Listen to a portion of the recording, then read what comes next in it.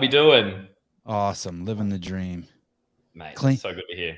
clean socks. Bam, we're live. Love Clean it. socks, coffee, James Newbury, I got coffee. CB. Yeah. Stuff. Even I can sound that out. Proud of you. Thank you. I just sent you the notes. Got him. You demand. God, you demand. Putting on my look at I mean I grabbed my wife's socks. I'm wearing Lululemon socks. How bougie of you. Yes. Good evening, guys. Glad you guys could all join us. Piling in. Good to see all you guys. James, dude. James, you and I have never met, right? We've walked past each other a couple of times. Yes, I'm sure many times we've walked past each other. Yeah. Yeah. But we've never formally met. No, we haven't. Yeah, I always thought that was a bit of a trip because we were in the same space you went to the games for the first time in 2016, but you went to the regionals for the first time in 2012. Correct. And CrossFit and James are synonymous for sure in Australia. Yeah. So it's cool. Thanks for doing this. Thanks for coming on. I really appreciate it. No, I appreciate you guys letting me on. I've been wanting to do this for such a long time. You the man. And then I got tagged. Someone sent me a message saying, "Hey, Sevan was talking about you on the podcast." When I first started the podcast 2 years ago, whenever anyone would call with an Australian accent, I would always say, "James, thank you for calling in. What's the odd?" And I would always pretend like it's you. I love it. No, I'm really rapt to be on here, guys. So I'm excited for a good chin wag.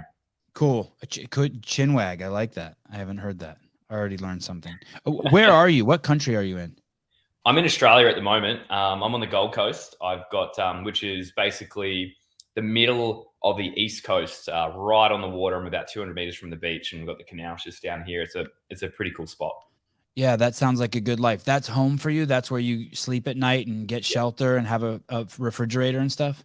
Yeah, I've got a fridge here. Yep. And there's not much else. It's pretty basic. I've just got this couch because it was given to me. But aside from that, mate, I was here for the better part of 6 months with basically a fridge, a bed, a knife, a fork, a spoon, a plate, and a bowl. And that was pretty much it. So I like not having much, and I've got my whiteboards here, but that's about it.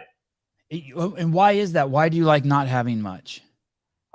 Because I love to travel around and I love to move. I don't plan on moving anywhere from here because the Gold Coast is such a good spot, but I like having less things. I like doing things. I like meeting people, doing things and moving my body around. And I don't like having much stuff, if that makes sense, like minimalist stuff. Like I've got a bike, like my bike is pretty good, but I like riding my bike. So I kind of lash out on the things that are good habits to have, like having a nice bike or, having nice stuff to go, like nice shoes to run in, or, if it's a downhill mountain bike, if I get stuck into that, or a surfboard, like I'll lash out and get a nice surfboard or a nice wetsuit, things that are going to, aid me in the things that I actually like to do rather than just having things that'll sit around here and never get used.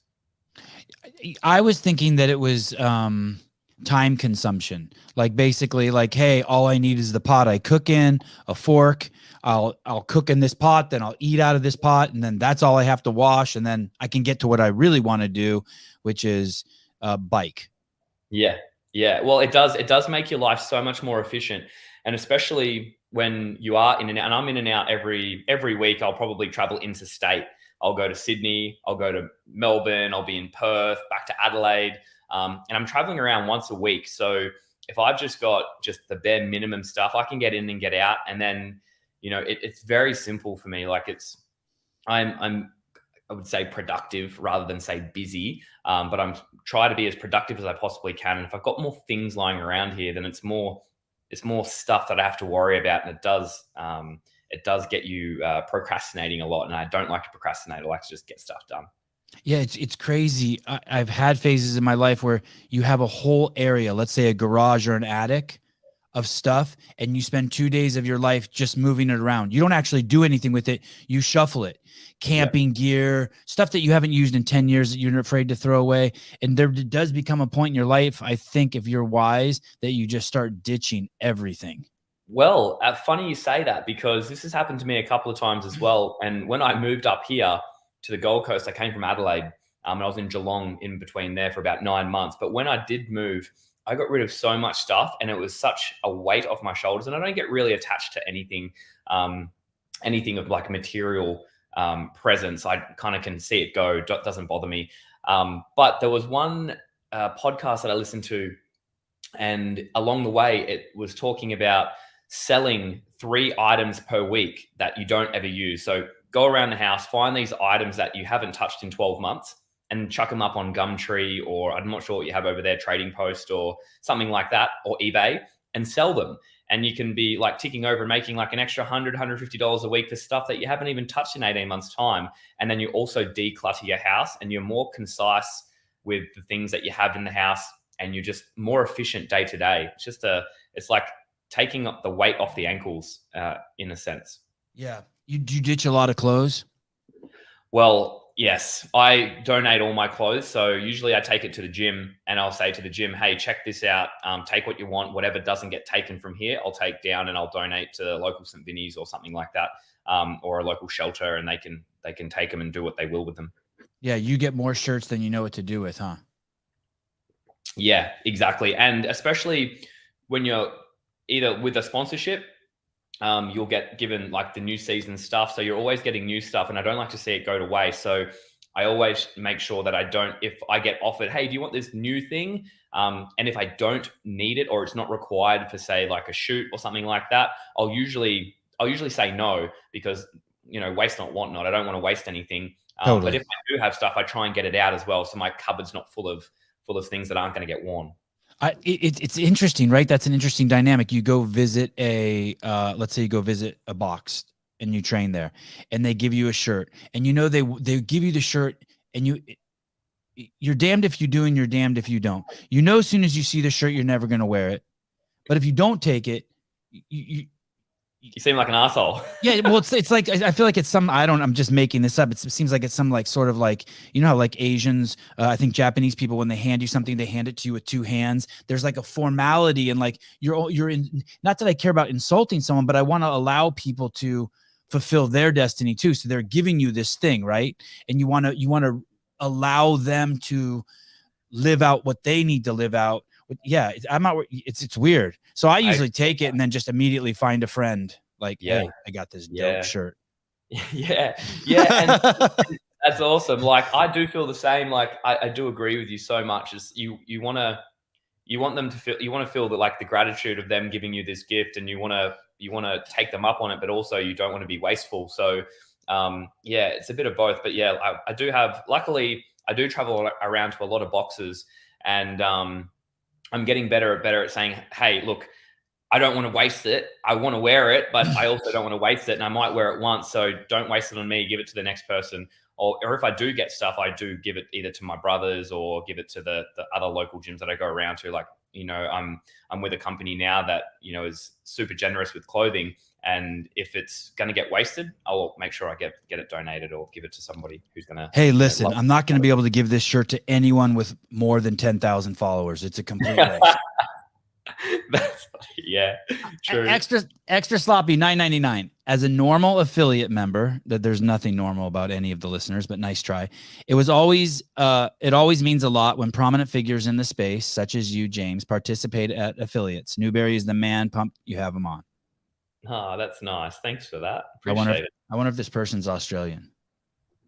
Extra sloppy. Oh, that's cool. Yeah, well, I actually came from a box this morning. I went down and I coached the class at a gym in Brisbane, which is about an hour from here. And yeah, it was mega. I met a bunch of cool people, and I did the same thing in Sydney yesterday. I got back from Sydney last night. So I'm visiting a new gym at least once a week. Why? Well, number one, so I used to own a gym in Adelaide, and I coached a lot for the better part of 10 years. The last probably handful of years, I didn't coach as much because I was getting prepped for the games and things like that. And I wanted to, reserve all my energy for training. But nowadays, it lets me get back into coaching a class from time to time, but it's not on a schedule. I can just pick and choose when I want to do them, which is great. And then I also am taste testing one of my new products too. So I punch in and teach an hour class, teach them CrossFit, and then I also talk about my new product, my new business. So it kind of does a double up there, and I get to do the best of both things. So tell me about this new product. And so basically you'll call a gym and be like, hey, this is James. I'd like to come in and share some of my product with your members. And I'll even teach a class. And they're like, really? That's awesome. Come on in. And then, so you make some drinks and put them through a workout. Yeah, that's exactly right. So if they That's like cool. typically, if someone wanted me to go down and say just run a workshop, I could go down and run a workshop, and it would be a particular amount. Or I'll say, hey, look, I'll run the workshop for free. I'll coach a class. I'll talk about lifestyle, nutrition. I'll talk about performance, things that I've implemented into my lifestyle to boost performance, get ready for the CrossFit Games, give some insight into that, open up a Q&A. But I want to be able to do a taste testing for your members. And if you would like to take the product on and sell it inside your box, then I'll be able to set that up too at the same time. Is the goal 1 box a week? Are you going to do this for a year? 52 boxes, 52 weeks? I'm actually doing a little bit more than that. The aim was to do 300 over the next 2 years. Yeah. Oh, you're a beast. Wow. That's cool. Will you work? So that means some 2-a-days, like morning and evening, or yes, that means some 2-a-days, right? Yeah, so I'm basically at the moment, so over the course of, say, a 2-year period, I'd have to be visiting a few each week. But for instance, the last 3 days in Sydney, I visited 4 gyms whilst I was there over a 2-day period. So I'm busting out a few, and I had one this morning. I've got another one tomorrow morning. So this week I'm doing like 6. Are you liking that? I love it. I love it. The thing that's really firing me up at the moment, and I guess I'm going from a background of all in on training, CrossFit, laser focus, nothing gets in the way of it. And I've just redirected my focus to all in, focused on this business, which I absolutely love. And I'm waking up every day early in the morning. I get up at the same time every day, just before 4:30. And I'm so pumped to get out of bed to get after it. And I'm really enjoying at the moment going in, doing my 5:30 a.m. class, which is how I train these days. I do classes. I don't do extracurricular programming outside of that. I'll run on the weekend, and I might sprint once a week, and then I'll ride my bike whenever it's convenient. And then I will basically bust in and try and go out and meet people. So I'm having just, what's firing me up is meeting people, networking, meeting people, saying g'day, and just sharing some knowledge that I picked up over the last decade of competing. And then also, just having a blast, just getting around. I love travel. I hate planes, but I love travel. So I'm kind of mixing all the things that I enjoy. And so every day I wake up and I'm stoked. You just jump in a car, you're driving. Yeah, I'll either drive. So last weekend I drove about 3.5 hours south, visited a local CrossFit gym on the coast where my grandparents live. So I got to see my grandparents, stopped in at a couple of supplement stores, and then also dropped into the local box down in Sawtell. Did a class with those guys. I actually just jumped in and just said, hey, can I just jump in and participate in class? And I was just like stoked. And no flying. You're avoiding flying. Well, I do fly a fair bit. I fly mostly every week, but I prefer not to. I prefer not to, but I don't like it that much. Within Australia, you fly? Yeah. It's not like to get anywhere in Australia, to go from Gold Coast to, say, Sydney is an hour flight. From Sydney to Melbourne is another hour flight. Melbourne to Adelaide is another hour flight. So everywhere is at least a couple of hours. And then if we want to go from here over to the West Coast, it's like 6 hours. Oh, God. That's like the United States. I'm done flying. Yeah, it's not. I don't know what happened to me. I used to fly every weekend. I'm done flying. Yeah, I'll get to that point too. How old are you, James? 32. And what's the product is it your product? Yeah. It's my product. It's maybe, what date was it? The 16th of October last year, I launched a company with my naturopath called Fiber. And we started out with our first product was a plant-based protein. So spell it for me. PHYBA. Okay. And I wanted to create, that's the one. And I wanted to create a plant-based protein that covered a few things, a few key benefits. I kept getting asked as a plant-based athlete myself, I kept getting asked, where do you get your protein from? And I'd always say, tofu, tempeh, beans, legumes, nuts, seeds, all that type of stuff. But I also said, I'm a massive fan of smoothies. And they're just like, what type of protein do you use? And I was like, I never could quite tell give someone, hey, I really love this protein. It's like, hey, I use this one, but it kind of sucks about this, and this is not so good about it. So I ended up creating a protein that I actually really love and like, and can talk passionately about. So I ended up just creating my own. And yeah, I'm pretty stoked with how it's turned out. It's a really funky mix of, 4 different protein blends, but it is super smooth. Typically plant protein is a bit chalky, but it's smooth.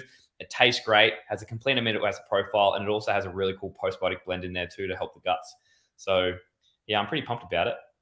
You know what I just learned, James? It was tripping me out. Gorillas. Yeah. That they're not actually getting their nutrition from the food they eat. Yeah, I saw this. I think I saw this little snippet of a podcast talking about this. It's the bacteria eats the food they eat, then shits in their stomach, and that's the gorilla's food.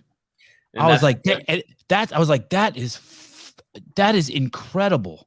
Yeah, so that's a really interesting and insightful topic to talk about. That fermentation process on the inside of the gut. So we have, as you guys probably know, we have specific bacteria on the inside of our stomach. Some people have maybe 1,000 species. Other people might have 500. Some people have more or less, depending on, what your parent, like, it's also due to what was put in there at the start. Also, if you've run antibiotic cycles throughout your life as well, you've probably killed off a few species of bacteria at the same time. But we do have, a lot of people talk about, well, gorillas, they don't eat meat or animal products, and look how strong they are. But there is a difference here. They have a wide variety of different bacteria that we don't have.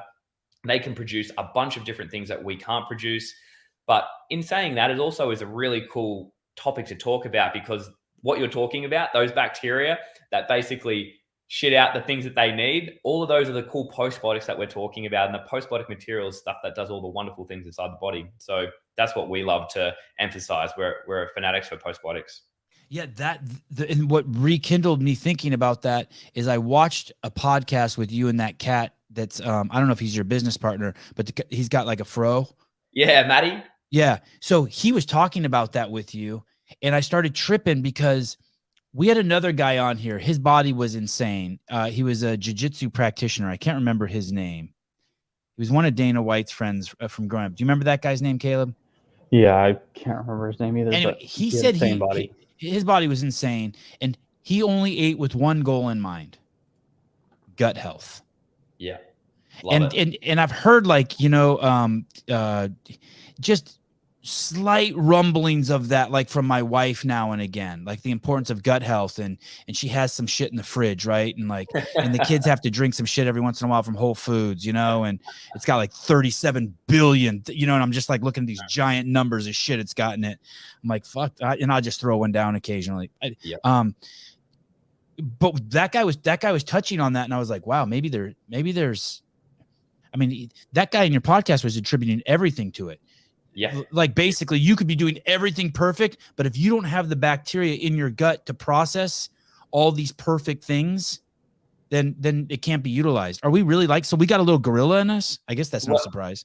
Yeah. Well, the funny thing is, this is what we're learning more and more recently, is that you might have, so what we've kind of come to the conclusion of nowadays is the more diverse the species in the gut microbiome, the more chance you have of creating all these really cool postbiotic compounds that are going to add to your health and wellness and longevity. So if we have a very diverse gut microbiome with lots of species, and we also consume a varied diet with lots of colors, pigments, fragrances, and we can add them in, so we're getting a ton of really cool prebiotic material, prebiotic fibers, we're also going to be feeding those gut microbes, and each one of those gut microbes might be producing a different type of postbiotic material or postbiotic compound.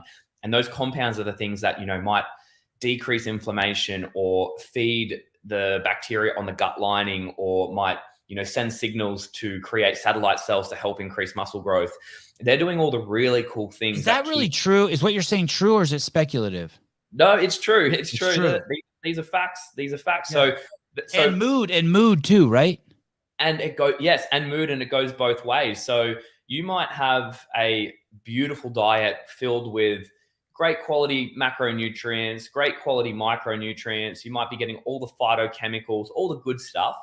But then you might work in a job that is super stressful, doesn't make you happy, doesn't make you feel fulfilled. You're constantly sitting in that fight or flight state, and that'll just wreak havoc on your guts. And if you're in that state all the time, all the good food that you're eating and all the good gut microbes that you might have present in your gut might just be going to waste because you're in a situation of constant stress and you're feeling unfulfilled on a regular basis. So this is a holistic approach that we're talking about, is that we want to try and be fulfilled with our nutrition, our sleep, our recovery, our lifestyle, the people we hang around, the social settings that we're in, but also making sure that we're supplying ourselves with things that make us feel fulfilled and happy and excited. Yeah, crazy, right? Look at that pussy vegan. My God, that is nuts right there. That's PED accusations. Look at your lats there. That is ridiculous. Oh, it's so funny. I've actually had someone comment on there saying he's definitely on the gear. I'm just like, I don't know what gear you're even talking about. Well, you know what you're kind of proof of is you have the, do you remember Pat Barber? Yeah. You have the Pat Barber phenomenon going for sure. You, the difference between you when you step into a gym from when you step out is crazy. I was looking at like picture. You look like almost like just a normal like skater dude when you walk into a gym. And when you get pumped up, you are crazy looking. Yeah, I think the lighting in this photo is just really good, to be honest, because I look at it and go, holy shit, do I normally look like that all the time or what? It's a lot of meat on your back, dude. That is a lot of meat. I've done a lot of pull-ups in my day. Hey, you know how guys like side boob? I wonder if girls like side lat, because I love the fact that you can see your lats from the front is pretty fucking cool. I had someone comment the other day and I was like, hey, what's your most attractive feature about a male? And she said to me, lat. Yeah. Love to see lat. I love a lat. But on top of Pat Barber, talking about Pat Barber ran my level 1 that I partook in 2011. Wow. He ran it. Hey, doesn't that speak volumes of this community and this company, and where like even the people I kind of like hate, I kind of love them too. They're like my brothers and sisters. Like I would do shit for them. Like if they called me and were like, hey, I got a flat tire, like in the middle of the night, I'd go help them. Oh yeah, 100%. Even though I can't stand you, I just feel like I really, it's not really that I can't stand you. It's like, it just feels like high school. Even the people I didn't like in high school, like if I ran into you now, I'd be like, oh my God, so good to see you. Yeah. No, I feel you. That's funny. And so it's like that, right? And it's like that because we're all so connected. Pat Barber lives down the street from me. Pat Barber lives 8 miles from me. Oh, what? Yeah, you know what I mean? It's like, it's crazy. That's classic. Grumpy Dad. 14.99. Why thank you, by the way. I love money. That money's so cool. It allows me to purchase other human beings' energy. Thank you. Why prior to 4:30? Why not at 4:30? You said you get up just prior to 4:30. Because it's the precise. I get up at 4:27 is when I set my alarm. Okay. But it gives me the precise amount of time to get up, do my exact same routine each morning before I leave the house. And I probably get up and I can get from the point at which I get out of bed and leave the door. I get a couple of things done, go to the bathroom. I get hydrated, so I have some water. I get dressed, grab my stuff, and then go down to the local cafe. And I can get there to be the first one to order coffee because there's a local cafe that opens at 5 a.m. here every morning, 7 days a week, 365. And it gets me first in line, so I don't have to wait. And so and those 3 minutes are important. Because then I get to the cafe at exactly 4:55 and then I beat the rush at 5 o'clock. Okay. And do you get stressed out if something happens that knocks that off? Or do you accept it? Yes. I don't try and get too stressed about it, but yes, it does. It makes me think to myself, how am I going to avoid this next time? How do I avoid this happening again? And typically because I like to get a little bit of work done before I go to the 5:30 a.m. class. And if I have to wait 10 minutes, I don't have enough time to get my socials done. So typically what I do before the 5:30 class is I'll do my personal socials and my replies, because I get back to every single reply that comes through my DMs. And then same thing for Fiber. And then I also upload a reel of some description or a post for Fiber first thing in the morning. And if that reel thing takes me longer, then I'm out of whack. And if I don't get it done before the 5:30 a.m. class, I'm a little stressed. Like if you took a fat ass shit when you woke up and then the toilet had to be plunged and then the plunger has to be dealt with, now you've lost like 3 minutes. I wouldn't. I would just leave. I would. That's what I do too. But I got a wife who will plunge that shit. Don't tell anyone. I would just leave the house and I would save it for later. My house at the moment is a mess because I have been running in and running out for the last week, and I just every like 2 weeks I have a lady that comes in. Her name's Sarah, and she'll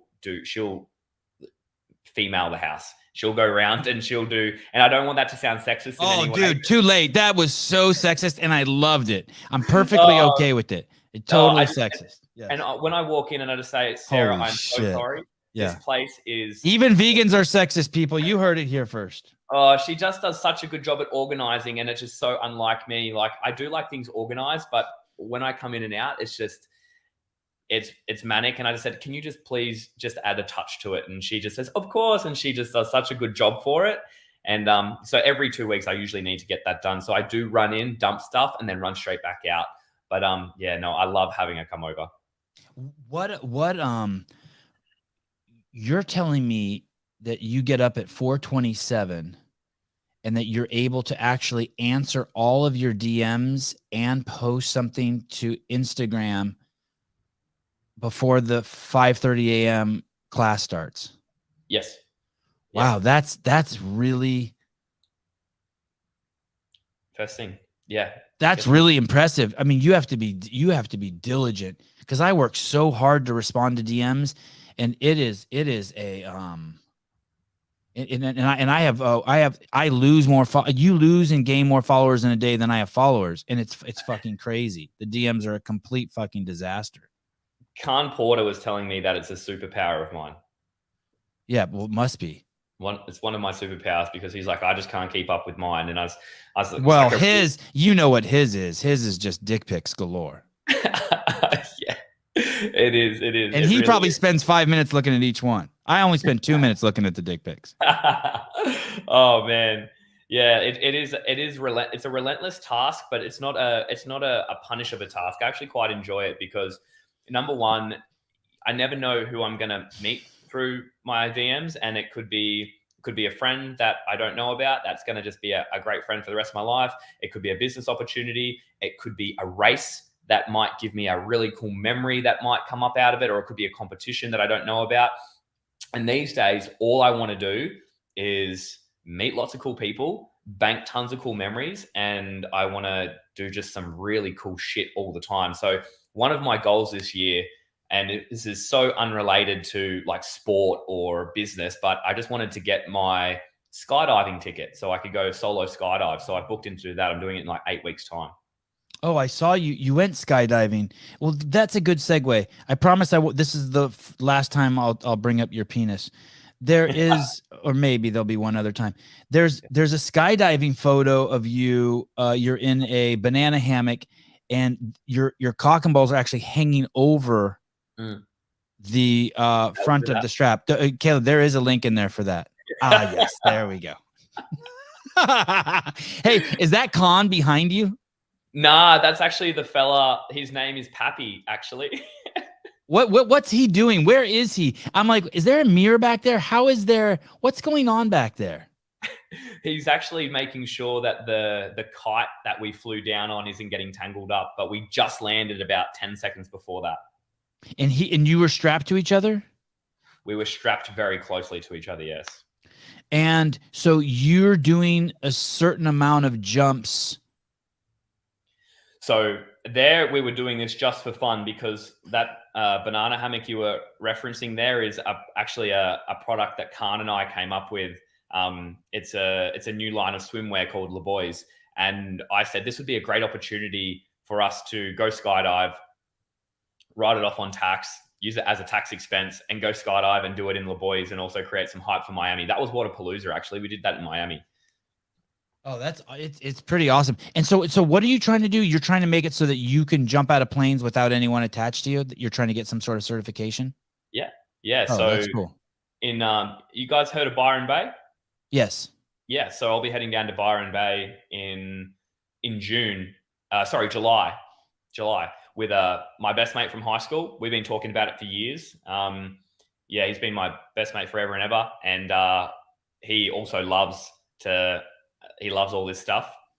and we're going to go down into Byron Bay. We're going to go to a place called the Drop Zone, and we're going to learn how to skydive. So we'll be able to skydive anywhere in the world solo. Oh, I think I've seen it's one of the Drop Zone's one of those buildings where they have air blowing up from the bottom and you float around in there. It's going to be, I think they just take you up. I think you do 1 or 2 tandem jumps, and then they just say, hey, you do some theory, and then they just get you to jump out the plane, and you just figure it out as you go. Oh shit. Awesome. Okay. Nah, you don't figure it out as you go. You do a lot of theory and stuff, but I think it's a 4-day course. So you go down there, you do a 4-day course or a 5-day course, depending on how quick you pick it up, I think. And I think you do roughly 15 to 20 jumps. And by the end of it, you get your ticket to say that you're competent enough to jump out of a plane. Michael C. Wow. Caleb, is that you? Yeah. There's been a couple of these popping up lately. Oh my God. That is classic. I love Dude, it. that doesn't even look like you. Did they doctored Professor it for Caleb, sure. Michael C. What hurt worse, a mountain bike accident or when you sold your soul on the assault bike at the games? Oh, the aftermath of the games workout for sure. I do want to get to that, Michael. I will circle back to the mountain biking accident. Give me 1 second. James needs a CEO shirt. Nice CEO shirt. Wow, you look like a drug kingpin. Look at Josh. I will ask him after the show if he would like one, so that he can gently tell me yes or no, so I'm not offended. How's that? I'll do it. But thank you, Josh, for the reminder. Okay, so another interesting thing is this sprinting thing. You're 32 years old and you're still sprinting.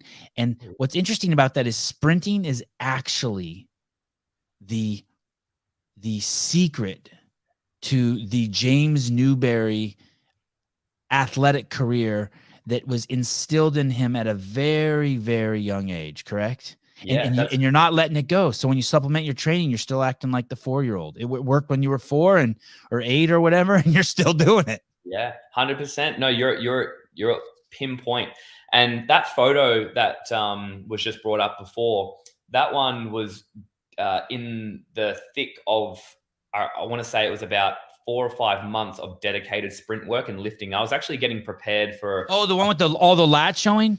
Yeah, so that was right before I went away, I believe, to Germany to bobsled. So at the time there, my training looked only like sprinting 3 times a week, 3 times a week sprinting. And I think I was doing 5 weightlifting sessions, and it was a mix of Olympic lifting and powerlifting. So that was pretty much all I was doing. And that was right before then. So I was getting a ton of benefits from the sprint work, like one of the best ways to build power outside of the gym. And then I was just full on just lifting and eating. So that was kind of that point in time. Tell me about tell me about how you started sprinting and what that looks like. Sprinting. Can you tell me about your early sprinting? Sure. How it was introduced to you? It was introduced to me. I was at primary school. I'm not sure what you call it over there, but primary school. I was about 5 years old, and you'd go out to lunch. And at lunchtime, you had to stay on the bitumen, like the concreted area, and you couldn't go out onto the oval until you'd finished your food. And you were given about 15 minutes to finish your food. And then there was a siren after the 15-minute mark, and all the kids would line up along this bitumen pathway. And one of the teachers, as soon as the siren would go off, they would count it down on their watch, and then it'd be a sprint to the opposite end of the oval. So every lunch we had a sprint race. It was kind of cool. And so look, Caleb, for the Americans. Wow, viscous. Bitumen is a black viscous mixture of hydrocarbons obtained naturally or as a residue. I think what do we call that? Asphalt, right? Yeah, that's blacktop it. asphalt. Yeah. Okay. Yeah. So you basically had to stay on there, and it was a race. So, and I never won this race, and I got always fired up about not winning this race across the oval. And you were racing kids older than you and all that type of stuff. But then I'd always say to my brother Josh, who was only 11 months older than me, let's race. And I always got hooked on sprinting and racing. And then eventually my dad took me down to, when I realized I was no good at soccer, my dad took me down to Little Athletics, which was like, I don't know what you guys call it in the States. You guys call it track, right? But for the kids. So we call it Little A's, Little Athletics. And went down and did that. Wasn't very good to start with. But then I came back the second week. I didn't want to go back. I got flogged. I came last in all my races. I came last in the 70-meter sprint. because that's what we were in the first week. So we had an A week and a B week. And A week, you would do a certain amount of movements. I think you do 5 events. And then B week, you do the other 5 movements of track and field. And I was coming last in these races. I think we did a 70-meter sprint and we did a 200-meter sprint, and came last in both. Sucked at it, didn't want to go back, hated it. And then Dad convinced me to go back the next week. And I actually had. How did he convince you to go back? He said, I think you'll like it if you give it one more shot. I think you need to give it more time. And he said my other brothers and sisters, because I'm one of 5, I've got 4 other siblings, and they all wanted to go back. I didn't want to go back because I didn't do very well. And he said, look, I think you should give it another shot. He goes, you're really good at the shot put. He goes, I think you have, got some really good jumping ability. You'll be better at the other jumping events next week. And I was like, oh, okay. I just don't want to do the sprinting. I don't want to do the sprinting. I'm going to come last again. Anyway. Why didn't you tell your dad to eat a dick? You trust your dad? You loved your dad? You Yeah, your dad? You wanted to impress your dad? Why? Yeah, I think I did want to impress him. I think it only my want and need to want to impress my dad only happened after the second week, because what happened in the second week of Little Athletics was probably one of the determining factors, what made me very, very competitive. And I was getting ready to do my race, and it was a 100-meter sprint that weekend. And I actually had one of my friends that I'd made that week at school, brand new school. Her dad came up to me and said, hey, I saw that you're friends with Steph. I'm going to give you some tips on your race. I saw you race last weekend, and you were looking left and right. You weren't focusing on the race. You were focusing on the other people you were racing against. What I want you to do is keep your back nice and straight. I want you to pump the arms like this. And then I want you to look through the line, and don't want you to take your eyes off a point through the line, which was a set of trees at the end. He goes, look at that tree at the end of your lane and don't take your eyes off it. I did that, and I went from coming last. I raced the same kids that I did the week before to first immediately. I went from being slow to being fast in 1 week. And it was just a little tip that made me focus on the race and be more efficient in my running. And as soon as I won that race, to see the look on my dad's face when he was just like, you won, I was just mind blown with how good that felt. He was just mind blown that I'd won this race. He was stoked that I was stoked. I was stoked that he was stoked. And then I just wanted to win. Oh, that goes on forever. You just described something I never thought of. That goes on forever between a father and a son. Wow. Yeah. It's like 2 mirrors facing each other. Yeah. Just an infinite loop of feeling good. Oh, yeah. And then after that, I literally went from hating it to loving it. And I wanted to win everything. I wanted to win the discus, the javelin, the long jump, triple jump, shot put, high jump, whatever you gave me. I wanted to win the short distance sprinting. I wanted to win the 1,500 meters. I wanted to win cross country. And then I just got hooked on trying to be competitive and just trying to win everything. And that's where it started. I'm going to give you my 50-cent analysis. This is just my analysis of what I just heard. I don't think that's where I'm going to say that's not where you got your competitive edge. I'm saying I'm thinking you already had your competitive edge because of what you told in the beginning about you would still go to the Biderman. Because it wasn't competitive. I wouldn't have gone to the Biderman. Like the food you left behind, I'd be over there still eating it. Like the kids who like, fuck, they leave some food behind, I'd eat their shit. Now, so you're already competitive. And then I'm going to suggest that, how old were you at the time this guy gave you that advice? 7. Yeah. So your parents had first of all, you had made at 7 years old, you had a friend who was a girl, which is pretty advanced. I think this girl, Seth, pretty cool. But you Australians are a little different than us. You guys have a little different skill set than us, making better friends. Go ahead. Interject. I won't forget what I'm going to say. What were you going to say? Steph ended up becoming. Oh, Steph. Sorry. Steph. So Steph ended up becoming a gold medalist at the Olympics for track cycling. Oh, shit. Yeah. Your dad had instilled in you somewhere to be able to take direction from adults. A lot of 7-year-olds can't do that. Somehow you already had the poise and the focus to take direction from adults, and you had some sort of ability already that was in there. And so when this guy said this to you, go ahead. Yeah, and I think, and I do, now that this is like almost like a psychology lesson. I'm actually free of charge. You don't even have to wear this shirt. A lot of money for this. Charge. Yeah, but I do agree with you 100%. I think you hit the nail on the head, because I felt like even from a young age, my mum and my dad trusted me There it is. They fucking trusted you. Yeah, they trusted me to do the right thing, and I felt that they made me feel like I was mature above my years. Yeah.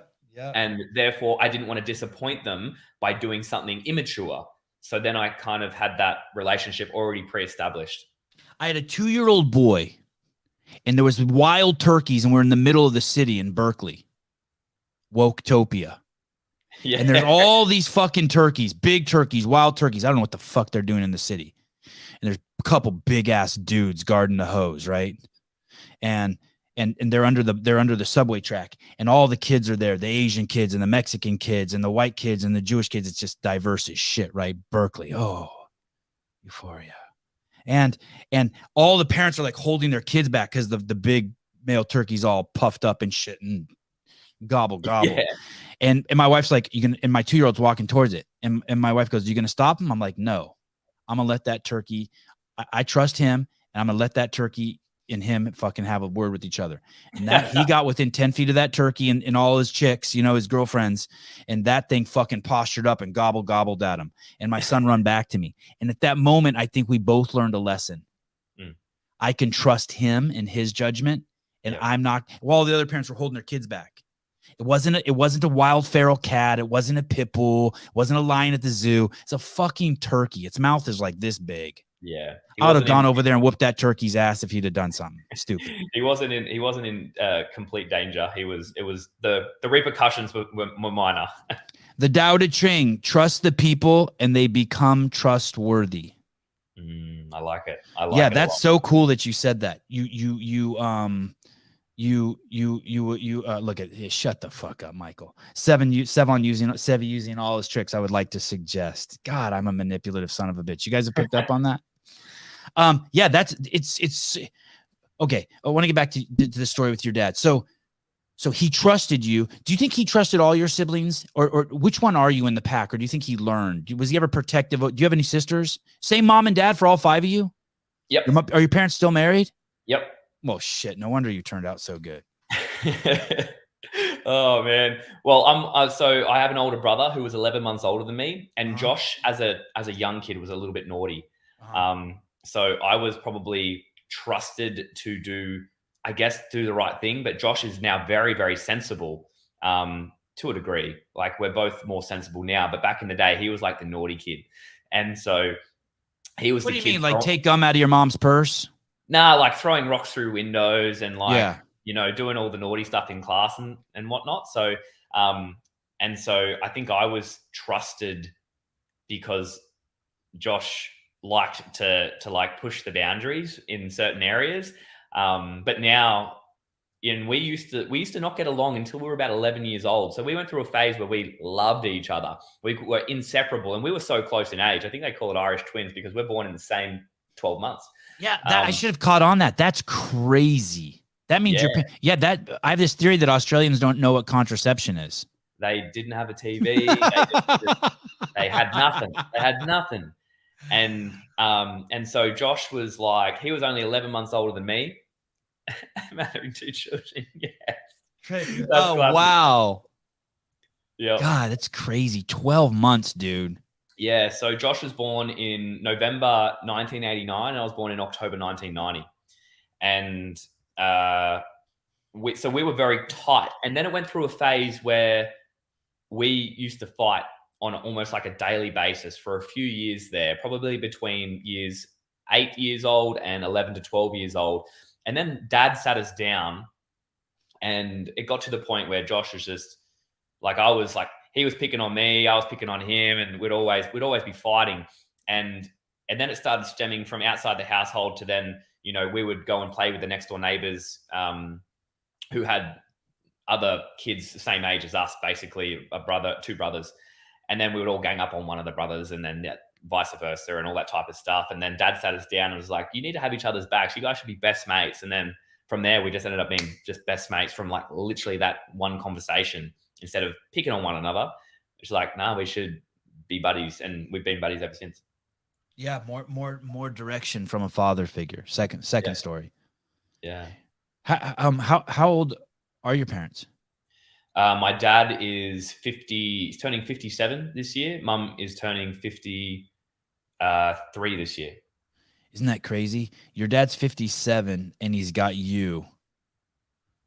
And then your brother's your oldest brother? Yeah, 33.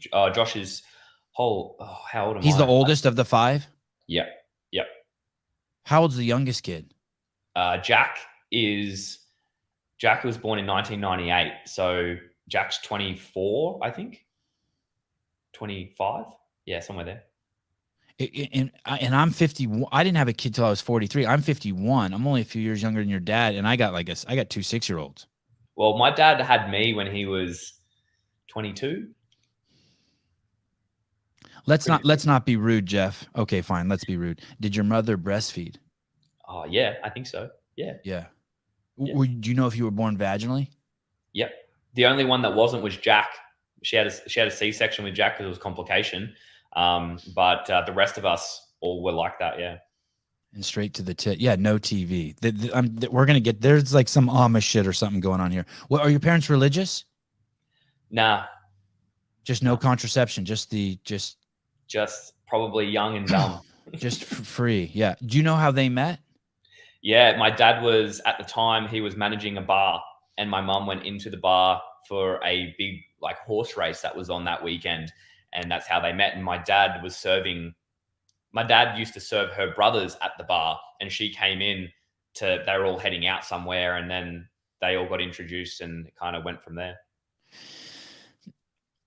When you were on this other podcast, and you told a story about going into a CrossFit gym and saying, "Hey, I'll mop the floors and clean the bathrooms if I can, join some classes here." Yep. And what's interesting is that story was also part of a story. It was a longer story about part of your childhood. Mm-hmm. And in that story, it was interesting.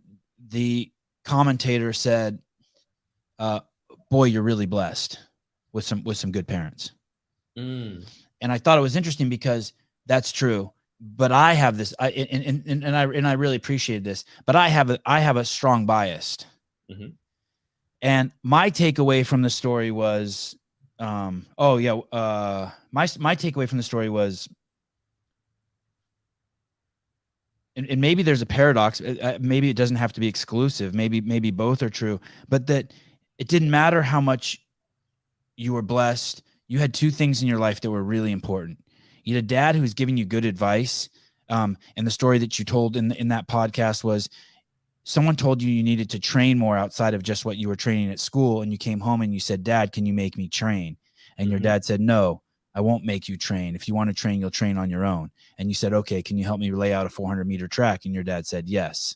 Mm-hmm. And there's these stories of these things of having a man in your life. And this is not a dig at women. All of us boys need women. No one get fucking crazy. All of us boys love our moms more than our dads. It's okay. That's the baseline. And then you're willing to work free. You're willing to do something that anyone can do.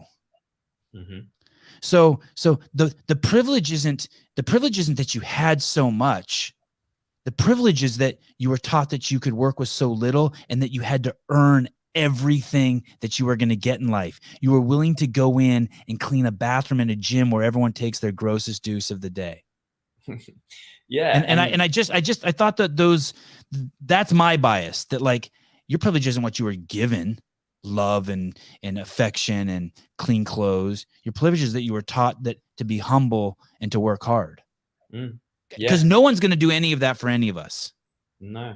You're not going to do burpees and then be like, "Hey, techniques, hey, Sevan, you don't have to work out today. I did 100 burpees for you." That's exactly right. I think you've hit the nail on the head. And that was one thing that was instilled from a young age. And when I was getting competitive with sport and I loved sport, it was always about, Dad taught me from a young age as well. When I was I wanted to play professional rugby league. He always spoke about delayed gratification and understanding that things take time and you might have to work for a number of years with only little things that keep you going or things that get you excited or little wins along the way. So I was always prepared from an early age that things might take a long time. Even like I don't get too caught up on the acuteness of getting a result today, but I want to see some slight progression as I move forward. And that was instilled from a young age. Do you have kids now? No. No kids. Do you have a girlfriend? No. Do you have a boyfriend? No. Are you dating? Not really. I'm not, well, I would be open to it if I met someone that I got along well with, but I'm very like, the thing at the moment for me is I am in and out, and almost like my emotional capacity to take on any more, I think it would be unfair for the other person to take on me as a person right now, because I'm so engrossed into fiber and what I'm currently doing, that if something came along and it just sparked me in a particular way, yeah, I would do it for sure. But it has to really spark me. I wouldn't forego how much fun I'm having building this business and training and jumping into all these random races and having an experience that I am just so fired up about. Like, I don't think, even when I was competing and getting success in competition as a CrossFitter, I don't think I've ever had more fun in my entire life than I am right now. Would you, and we don't have to use this word, but this word purpose, do you does that word, do you use that word in your life, purpose? Yes, absolutely. Yeah, I feel when we were training, especially as well, everything had to have a purpose behind the task or the workout or the stimulus. Everything had a purpose. And for me, at the moment, I feel like my purpose is to wake up every day and try and get excited about what I'm doing. So I'm figuring out what makes me excited, because I feel like that's the one thing that I can look forward to in life on a constant, always. If I'm waking up unhappy and not excited, what's the point? So everything I do, if it doesn't make me happy, if it doesn't get me excited, and it doesn't make a memory or an experience or give me an experience that I'm not going to be exposed to otherwise, I don't really want to do it. So the purpose, it's something right now, it's something as abstract as being excited. If you wake up and you're passionate, you're like, I'm awake. Yeah, exactly. And for me, I've always enjoyed projects and building things, whether it's, tinkering around with old cars or old 4x4s, or tinkering around with my own project with building myself to be an elite CrossFit athlete. But now I get so fired up about having a win with the business that every day I wake up is like, I never know who I'm going to meet today. I never know what type of email is going to come through my inbox. I never know who I'm going to bump into when I'm going for a run. And it happens so regularly these days. Moving up to the Gold Coast has unlocked so many opportunities of people that I've met, experiences that I've had, or opportunities that I now have the ability to go and do. And a lot of these just come from just getting outside and just getting after all these random things. And when I say random things, they're things that are now normal for me to want to go and do. But at the end of last year, I signed up for a strongman competition and an Ironman on the same weekend. So I did a national qualifier on the Saturday, and then I did an Ironman 70.3 on the Sunday. And I just met so many wicked people that weekend, and things that have just generated from that experience alone was just super cool. And it's an experience that I can draw on for the rest of my life. It's something that not many people would have ever have done or get to do or, plan on doing, but it's something that I get to put in my memory bank and have fond memories of. And it also allows me to make better decisions. I feel like the more I'm exposed to, kind of like the gut diversity we were talking about, the diversity in the diet, diversity in the gut microbiome. If I have a diverse range of different experiences to draw upon, it's going to give me a better outlook on where my next move is and what makes me happy as a person day to day and for the rest of my life. When you sign up for this, are you scared? I'm excited, a little bit nervous sometimes, but I'm excited for what could happen. I'm excited for the outcomes of the event itself and enjoying the process of experiencing something that I'm not used to. Yeah. Yeah, that's interesting. I mean, that takes balls to enter that. Yeah, and the thing is, Wow, look at your head. Doesn't even look like your head there. It does. It looks like it's about to blow off. Yeah. Maybe if I do this. There you go. Yeah, it's the thing with this as well is I have no worries about losing. Like whilst I am competitive and I have built a competitive nature, I don't mind not winning. I don't mind the fact that I might not win everything. I'm okay with that. I'm okay with the experience that I've gained from doing something like this.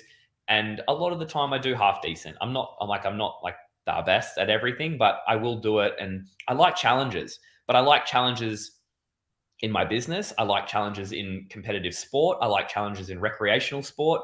I like to have the challenges because from all of my experience that I can gather from a young age, all of these challenges, these little adaptations that I've made just make me more experienced in making my next move and next decision. And it gives me experience to draw upon. And I feel like experience helps you a lot when you're making decisions that are going to either make you happy or make you sad.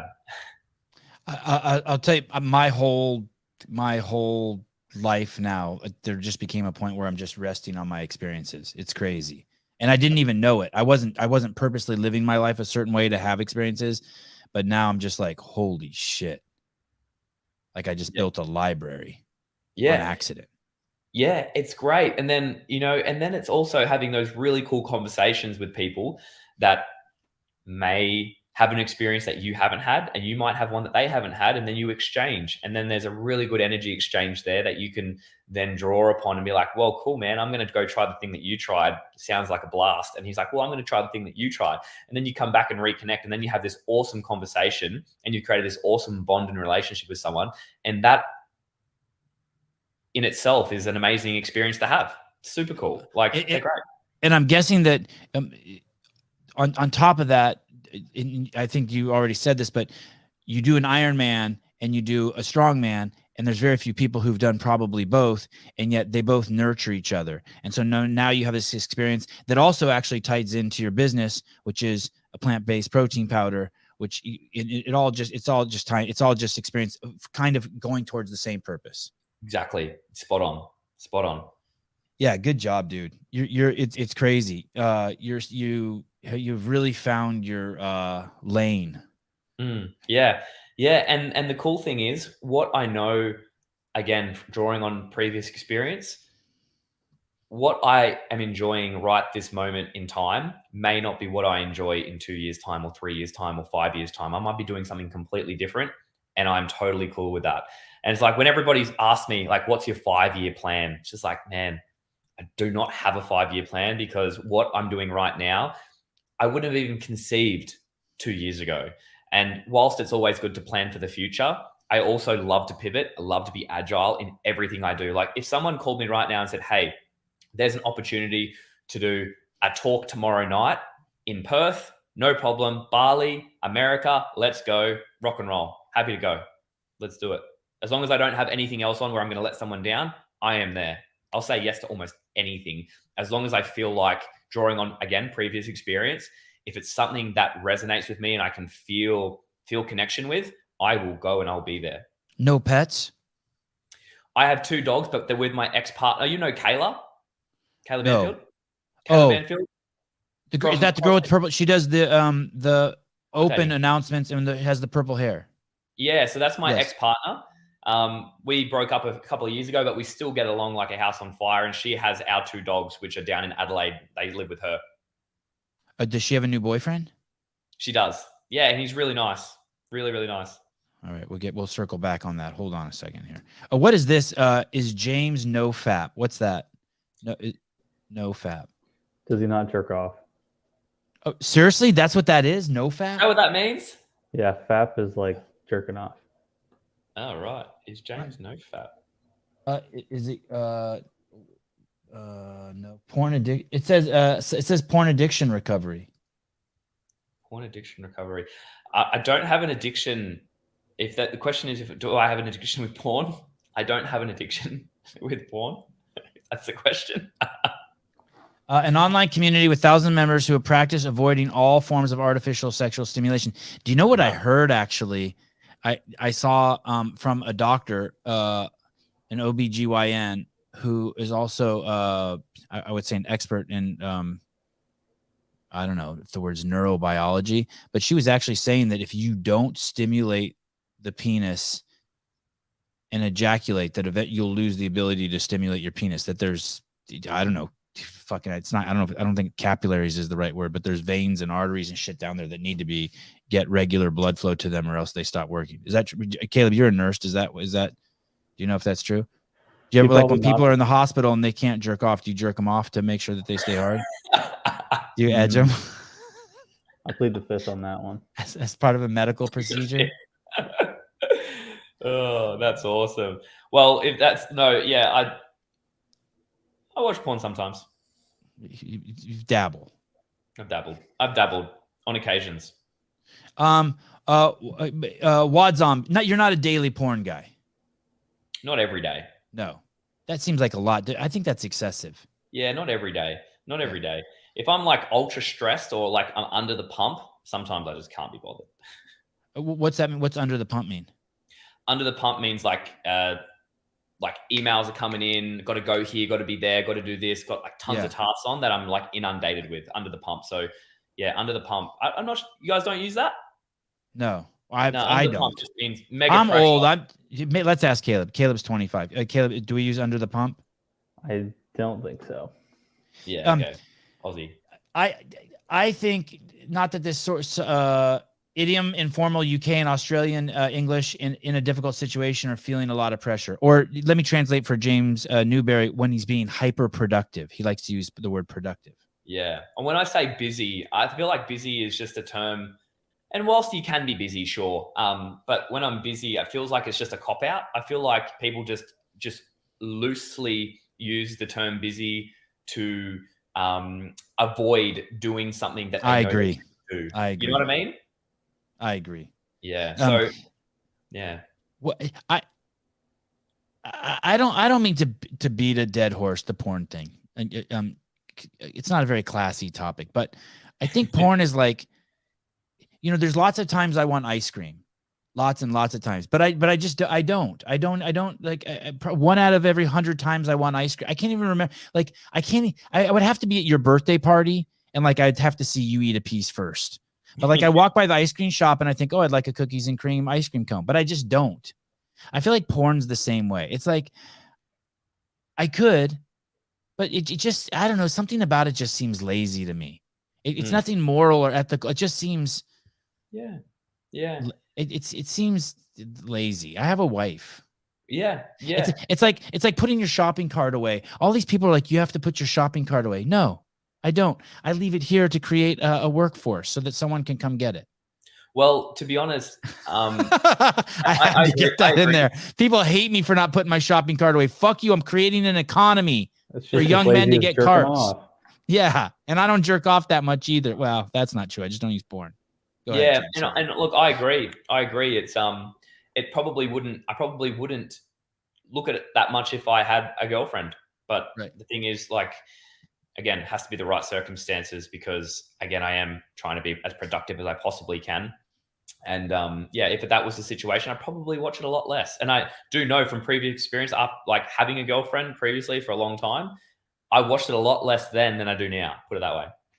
Hey, and I'm very happily married. So let me ask you this: your breakup with your girlfriend, you made a post about it. Is that weird? Well, actually, Kayla asked us to do this post.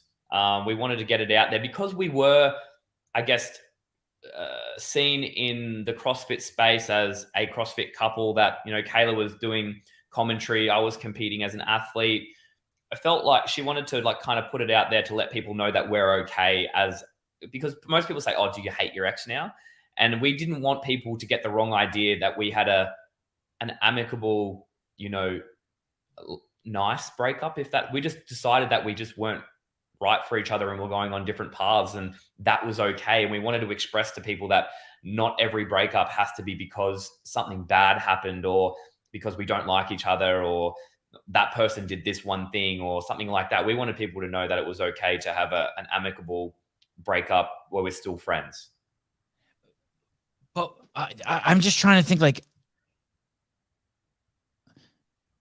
was it healing? Was it to nip it in the bud for people talking shit, or did it feel good to do that? Like, I just can't see myself if my wife and I were to, I just can't see posting. Yeah.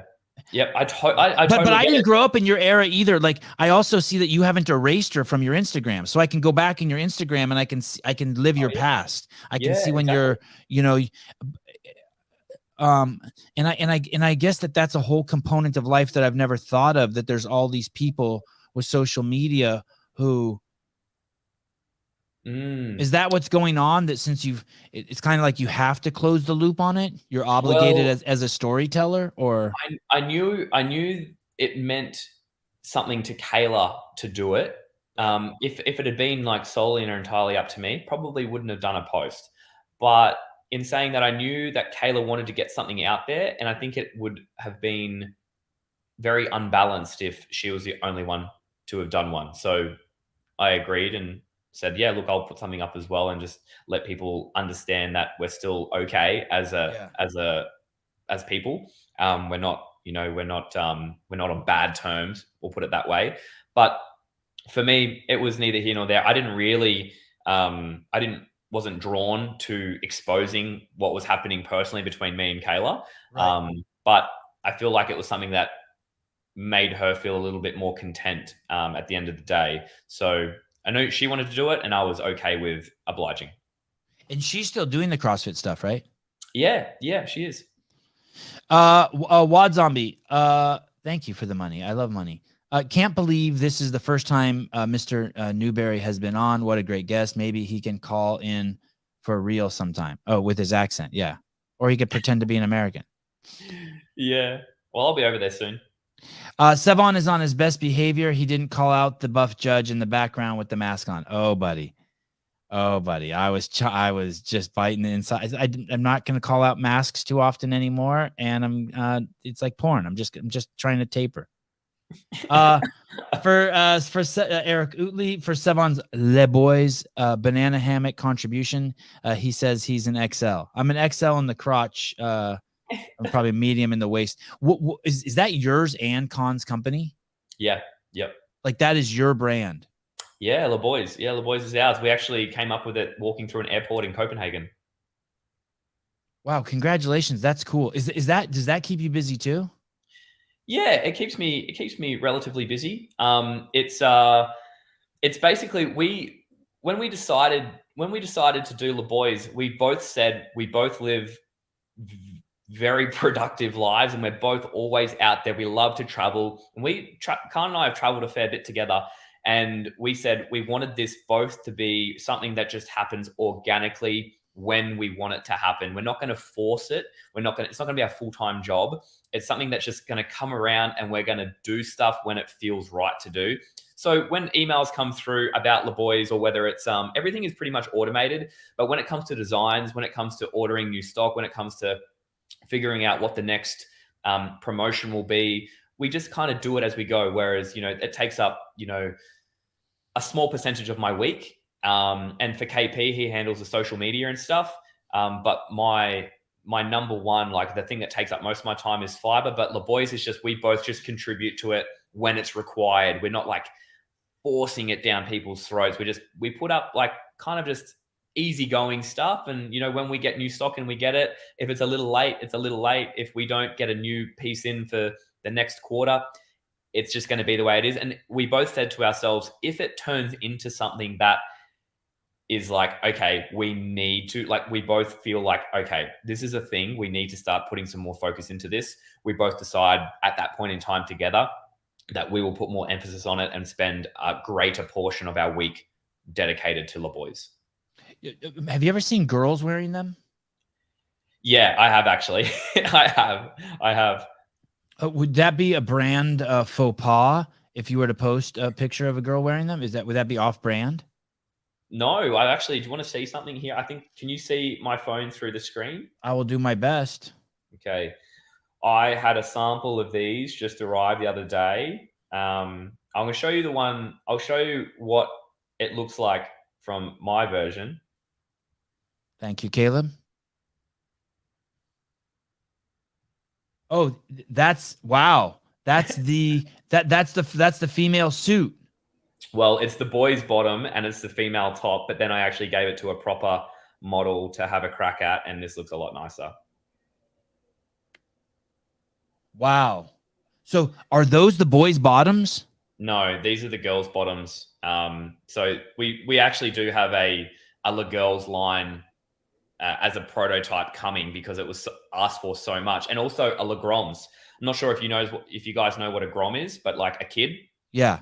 Yeah. So we have Le Groms coming too. So it'll be basically Speedos and like rashy tops for kids, Le Girls bikinis, and one pieces for swimming laps and stuff, and one for the beachwear. And then we'll end up getting, as well as the guys' Speedos, or we call them Dickies over here. We'll also look at doing some maybe doing some, like some 5-inch board shorts of some description potentially down the line. So we have a bit of a range going. Oh, Grom stems from the word grommet, a term generally used to denote the lowest ranking members of a naval ship. Wow. In California and Santa Cruz, Groms are the little surfers and the little skaters. Yeah, that's it. Yeah, so we'll call them Le Groms. So it's like little surfy kids that want to wear some Le Boys, but it'd be Le Groms. I'm gonna impose again. I'm old. I can impose, right? Impose. I don't mind. Okay. I'm an open book. Okay, thank you. What about this bathing suit that Daniel Craig wore in Casino Royale? Oh, I think I've seen this before. These are the suits my boys wear. Yeah. And these are the bathing suits my boys wear. It's a nice hybrid. You have to have a fucking insane body. It's a nice hybrid between the banana hammock and the douchey American. Okay. And the douchey American is like shorts. Yes. Shorts, yeah? Yes. And I'm telling you, these, when he came out, he was the first in Casino Royale. He was the first man ever to come out of the water. It was always chicks before then. I love him. I love him. And I'm just putting it out there. Do you have the actual shot where can you play the video where he actually comes out of the water? Caleb, like maybe a few seconds of it. It's man. If someone can tell me the brand of those ones, if whoever's watching can tell me the brand of what he's wearing, I will get some. I'll try them out. I'll figure out how it can be constructed. But I think you get a little American market there. Us Americans were afraid of the banana hammock. We're not all Sam dancers.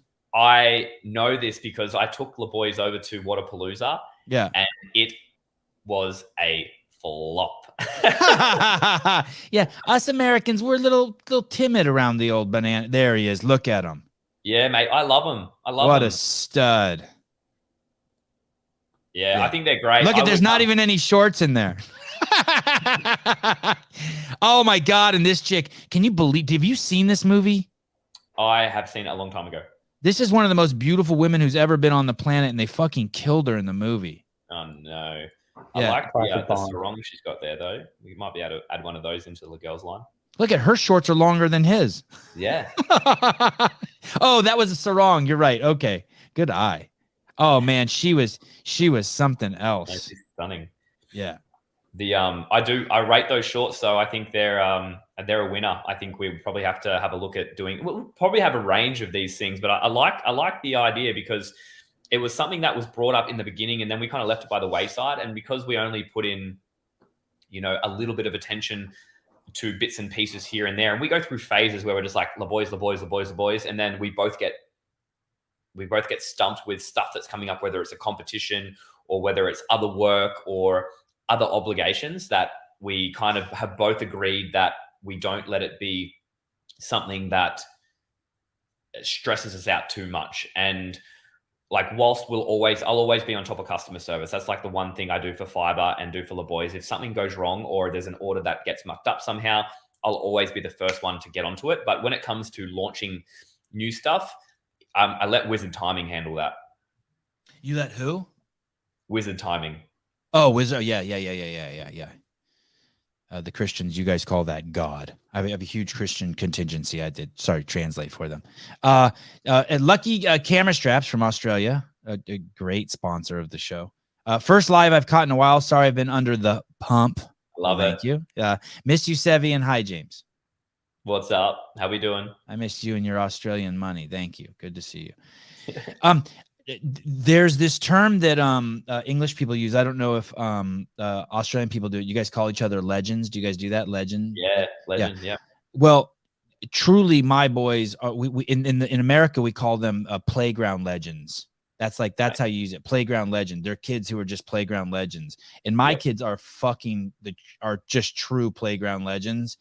And so if you have the Grom shorts and you make them like that, those short ones. Yep. I'll wear them. Yeah. Fuck. We'll destroy. We'll sell those things. We'll sell at least 5 pair for you. Great. Well, I've seen your kids play, and man, they are talented kids. Man, I've seen it. Like, I've even shared some of the stuff that I've seen your kids do, and like the stuff that you're encouraging them to do is freaking wild. I send it to my mates. I'm like, check this out. Look what Sevan's doing with his kids. It's freaking amazing. Awesome. Thank you. Like, I don't have kids, but the couple of things that I do or would look forward to if I end up having kids at some point is I would love to teach them that type of stuff, and I'd love to go surfing with them. They're the 2 things that I think about. That's pretty much it. The rest, I'm not sure. Yeah. Making them's cool too. Yeah. Okay. Yeah. Making them is fun as well. Making the girl go through her shit's dope. It really is. James, how about LeBoy sponsoring the quiet? No, Philip. Thank you, Philip. I appreciate it. Trish, thank you, Philip. But no, it's too. Trish, have you been? Jesus criminy. Is this the girl that asked me about porn? Yeah. Oh God, this person has taken over my podcast. I sometimes fear that this person's going to Trisha's going to start her own podcast, and I'm going to lose my audience. She's just completely taken over every show she takes over. Okay, $1.09, but I have to ask because I'm a whore, because they pay money. Have you been with an older woman, Mr. Newbury? I've been with a woman older than me. Yes. No, fair. Okay. Good answer. Hey, Trish, you fucked that question all up. Listen, a good interviewer never asks a yes or no question. That's even though I ask them all the time. That's funny. Oh, I love it. Marco Calderon, $20 American dollars. Thank you. While we still use the dollar here before we get put under the thumb of digital currency and all turned into bitches. Super inspiring podcast. James has more testosterone than all of us combined. Well, thanks a lot. I appreciate that. Do you do blood? Do you do blood work and stuff like that? Yeah, I get bloods done maybe in the beginning when I first went plant-based back in 2019. I was getting bloods done every 6 months just to check to see if anything was getting disrupted by going plant-based. Nothing ever was, and now I probably do it once a year. Is there some specific markers you look at, or it's all of them? You're interested in all of them. You're from your blood, your testosterone to just the whole. I get everything looked at to see if where my levels are at just across the board. But usually I'm looking at like B12 levels, iron levels, things that are typically low in someone who's not getting in a wide variety of plant food. But even still, there are plenty of people that are low in B12, magnesium, iron, all the things that we kind of look at when we're looking at markers that are omnivorous as well. So, but everything for mine, every single time I've gone back, they've only gotten better since then. And I have to say that I do think it's, whilst I eat a variety of things in my diet, I also have to say that I think it's because I'm not training 5 hours a day anymore as well. We will talk about nutrition.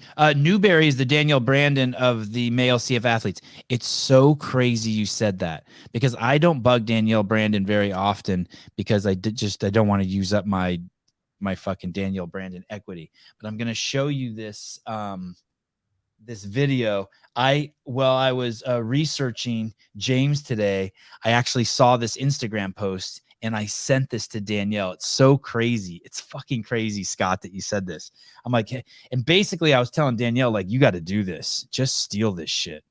I'm going to show you the post. This thing is so good. This is the reason why I love social media, because of shit like this. This is so good. Sorry, Caleb, I didn't send this one to you. I'm not trying to take your job. I love you to death, Caleb. Okay, so this is truly a piece of work here. I would love to see Danielle Brandon do this. She couldn't do it topless, but she could do it like maybe with like a bra and panties. Well, the thing is, I did actually see Danielle Brandon like this post a few hours ago. Oh, no shit. I sent it. Yeah, that's awesome. I sent it to her at 5:18. That's crazy. Yeah, and you know what she wrote back? She wrote back, I don't think I divulge anything by saying this, but she just wrote back. I said, I think this is a cool effect. And he said, oh, he killed that! Exclamation point. I mean, I'm telling you, I am not using out my Danielle Brandon text. I'm careful. You know what I mean? I appreciate it. I'm careful as shit. I ain't fucking that up. I'll film it for her if she wants to do it. Yeah. Really? You'd help her with this? Easy. You'd go to Florida for a little shoot? Yeah. Yeah. This is crazy. Stand by, people. Watch this. This is so good. This is one of those things. I bet you this has a shitload of views because everyone who watched it 5 times. This is nuts. I don't even know what it's for.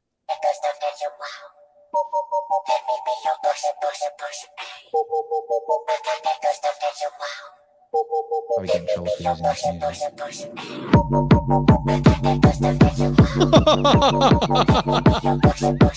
music. So crazy. So, how excited were you when you did this? Were you like, holy shit? The funny thing about that video, I saw a guy do it for a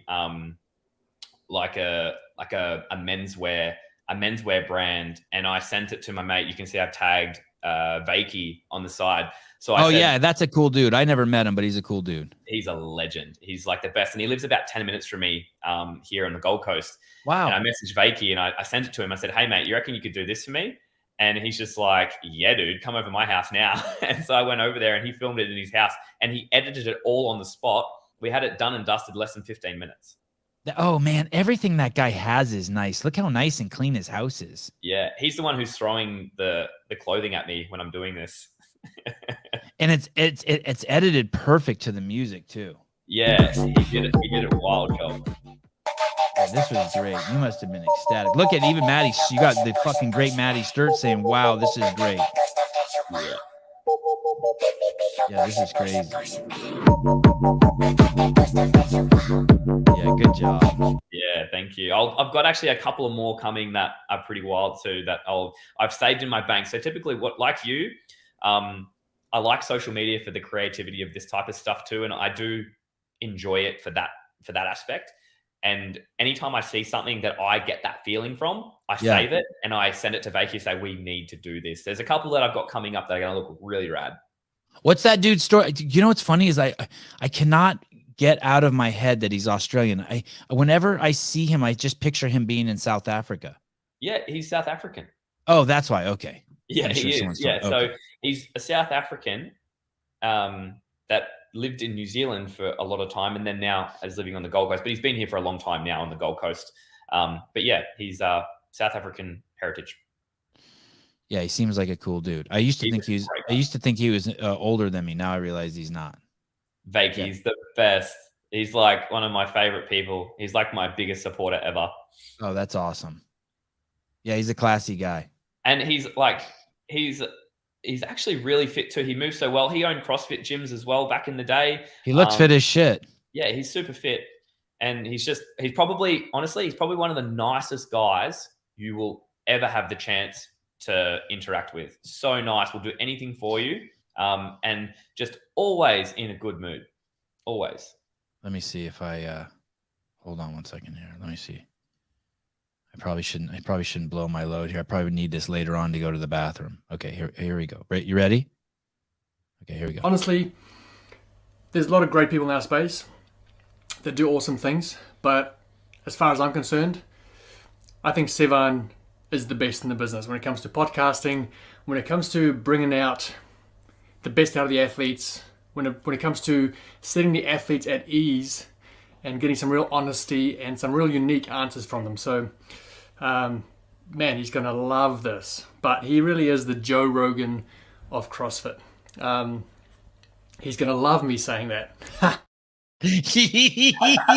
Oh no, I'm very humble. I thank you. I take no pride in that. That is awesome. Yeah, he's such a legend. He's a good dude, and he's one guy that I've looked at for a long time that has just stuck in his lane when he was first trying to grow his YouTube channel back in the day. I remember he had like 300 subscribers or 150 subscribers. And he's just like, you know what? I'm just going to commit to doing YouTube. I'm going to do something every week. A year later, he maybe had like 1,000 or 1,500. And he's like, I'm still going to keep going, Talk about delayed gratification and sticking to the plan. Now this dude's got like, he had a video that went absolutely ballistic. And now he's got like 70,000. Crazy. It's insane. Hey, his camera work is crazy too. I mean, he is very talented. His camera work is crazy. I've never seen anyone get footage. Like, he will get an hour of footage out of 5 minutes of filming, and he'll have it edited to you and over that day. Like, he's just bang, bang, bang. He pumps it out like no tomorrow. He's just got great systems. Is he the one who captured the crazy footage of Tia coming out of the water? Yes. That's his shot, right? Yep. Yes. He is a fucking beast. Yep. Yeah, he did that. And that went crazy viral. Yeah, I mean, it's got to be up there. It's probably the most iconic shot in the history of CrossFit, to be honest, men or women. Yeah, it's wicked. Yeah. Yeah, it went gnarly. And I think on his on one of the gram or one of his reels did like 5 million. I think it was maybe the Danny Spiegel one did like 5 million views or something. How is it that do you think Tia Toomey, I know she's friends with you, so it might be a little weird to say, how is she not more of like a sex symbol? That to have a woman's body look that fucking good in slow motion is fucking hard. You see the nicest bodies in the world in slow motion and some shit starts looking weird. Yeah. I cannot believe how incredible her fucking physique is. Her ass and her legs and her calves and probably her toes.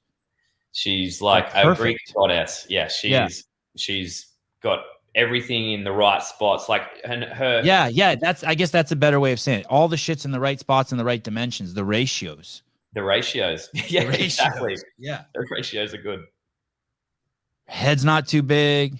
Yeah. Even though I like a big head, I do like a big head, like Bethany Shadburn.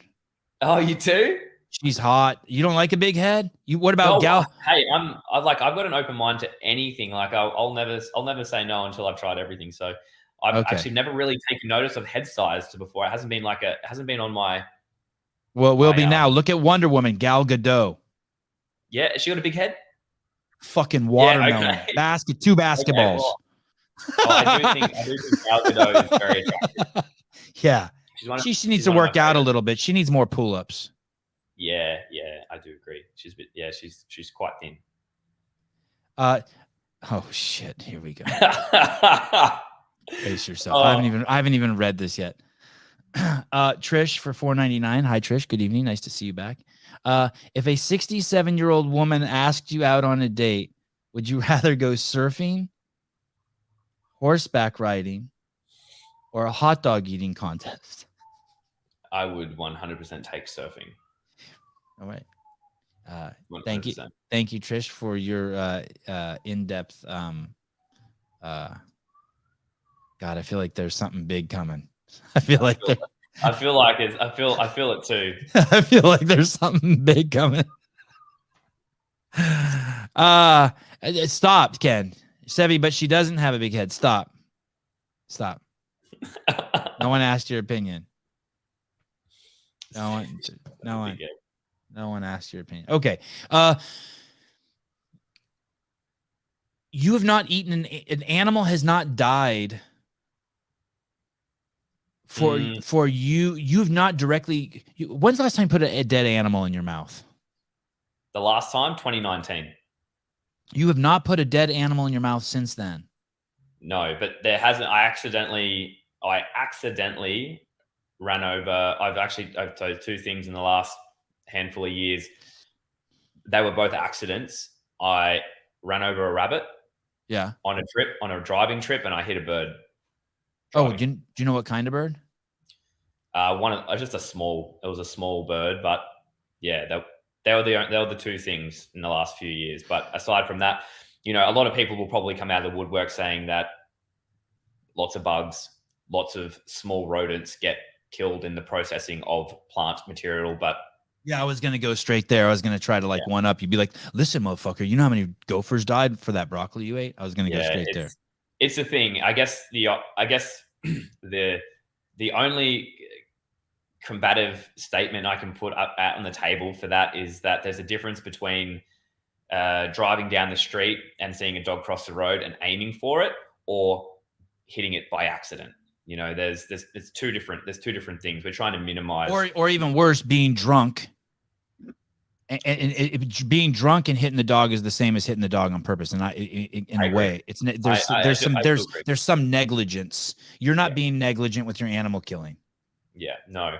And the thing that always has come back to me, and it's quite a hard thing to articulate sometimes. And I've tried hard to think about the ways that I would respond in certain situations.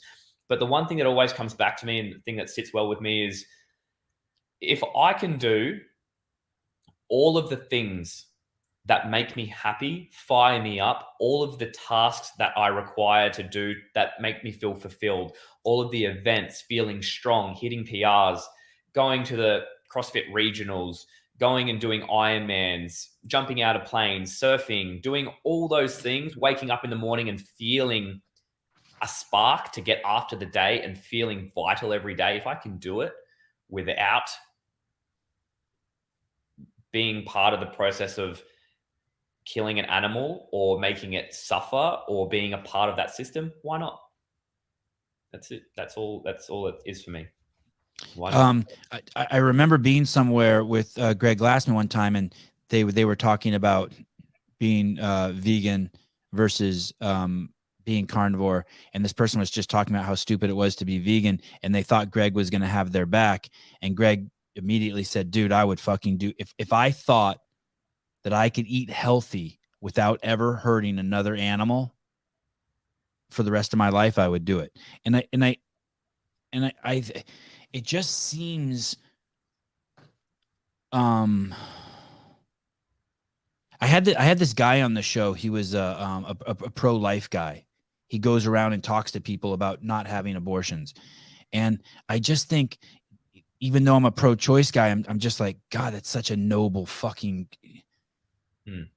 Yeah. I just don't see how you don't like someone who's trying to save babies. I just don't see how there all these people are screaming at him and yelling at him that it's healthcare and you're taking away women's rights. It's like, yo, take a breath. This guy's trying not to this guy thinks babies are being killed. And I just see the same thing about being vegan. I mean, I eat a shit ton of meat. But it seems like such a noble cause, the way what you just said. Why should, if I can live my life completely fulfilled, why does Joe the cow have to fucking die for me in a horrible way? Yeah, and look, I'm not the type of vegan that is ever going to throw this down someone's throat ever. I'm not. No, and all the stuff I watched about you, I've never seen you do that either. Matter of fact, it's. I don't like it at all. Like, I think that's the one thing. That's the opposite of what I want to do. All I want to do is live and breathe this type of lifestyle that really resonates with me, and show people via my actions that if you have thought about going down the path of being plant-based, but have been scared of the repercussions of doing it, that you're going to wake up feeling fatigued, you're going to come down with deficiencies in this vitamin, this mineral, this and this and this, and have protein deficiency and become weak and lose weight, and I'm not going to be able to go and do the things that I want to do. I'm just wanting to be the living proof that that's not the case. And that is it. And I'm not going to sit out here and say, you have to eat like this or you have to do it like this. I'm just going to do my thing. And if people ask the question, I'll answer it. But aside from that, I'm not going to go out of my way to be outspoken about it.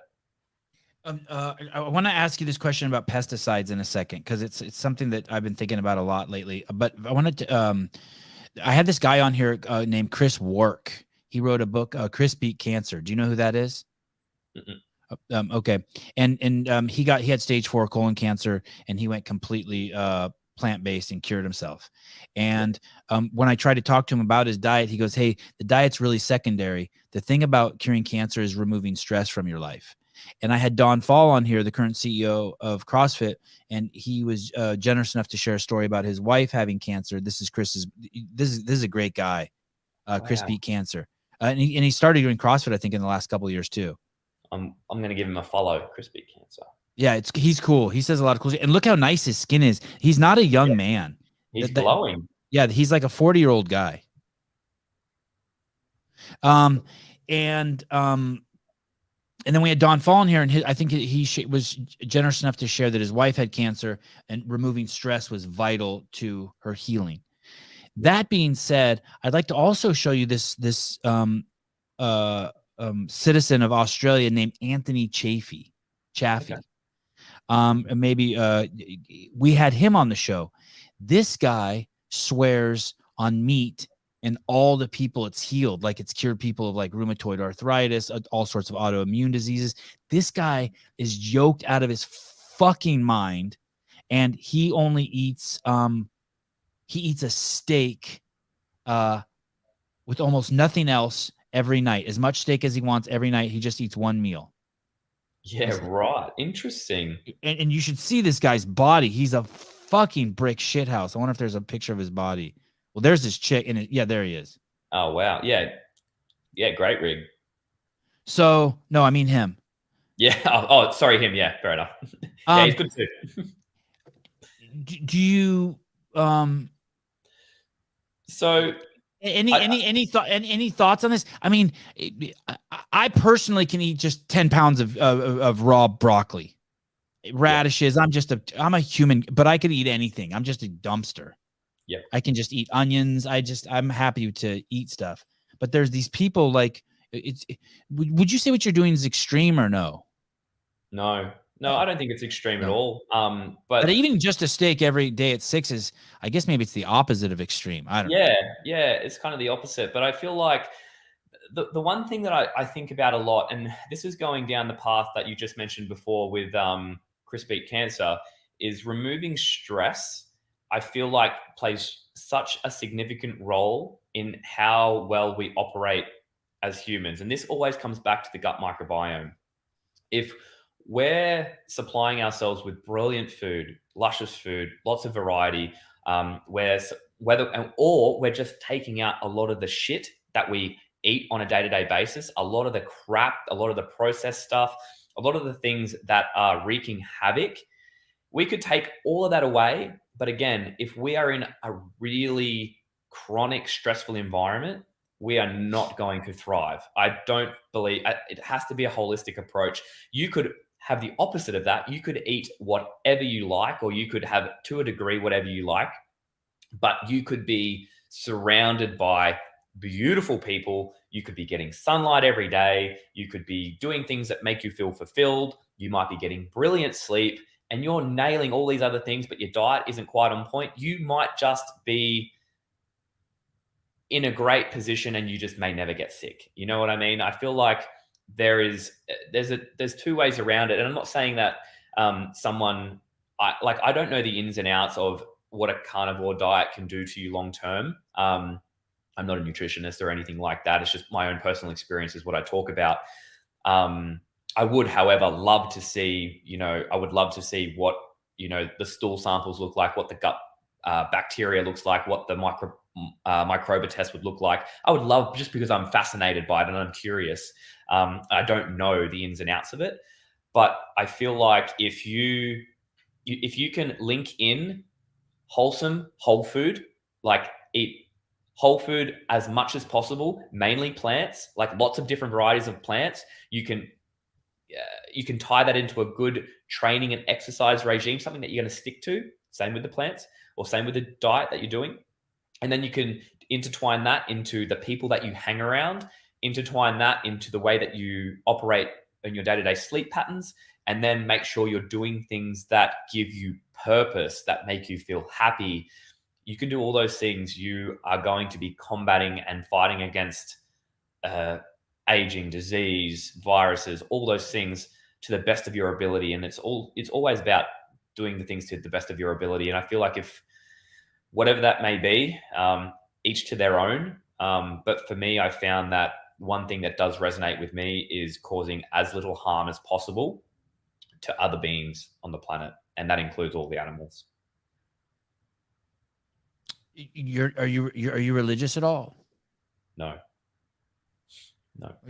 And so what is your not religious? Probably in the in the, like, I guess the common sense. I feel like there's something else. I don't know what it is, but I feel like I've always got an open mind to whatever. I'll never just brush something away. I see a lot of people, especially through social media, it's like a hard no or a hard yes. I've got an open mind to anything. If someone brought something up, I would have a conversation with anyone about anything on any level, no problem, any day of the week. I feel like there's something else. I feel like I don't know what it is. I can't put a finger on what it could be. I feel like we're maybe put on this planet for the experience of what it is, and maybe we go somewhere next to experience another dimension of some description. I feel like that is a thing. I feel like there's energy that we can't see. I feel like there's stuff going on that is maybe we're maybe blind to it. I feel like there's potential for all of that stuff. I don't exactly know what it is, but I don't believe it in its traditional sense of what most people may think it actually is. But spiritual to a degree, I guess you could call it. I feel like there's some other stuff happening that we don't know about. I'm curious about it, but I'm not sure what it is. But I'm always open to the idea that there's something there. And the older I get, the more I feel like we're here to experience life to the utmost capacity. And the more experience we can draw from this, the more relationships we can have, the more memories we can bank, the better it is. That's what I feel like we're here for, to experience as much as humanly possible. And okay, let me fuck with you a little bit here. You ready? Yeah, I'm gonna fuck with you a little bit. I'm gonna fuck you with drop a bomb on you. Okay. And this is so one, do you think it's an intellectual reason that that you don't want to eat animals?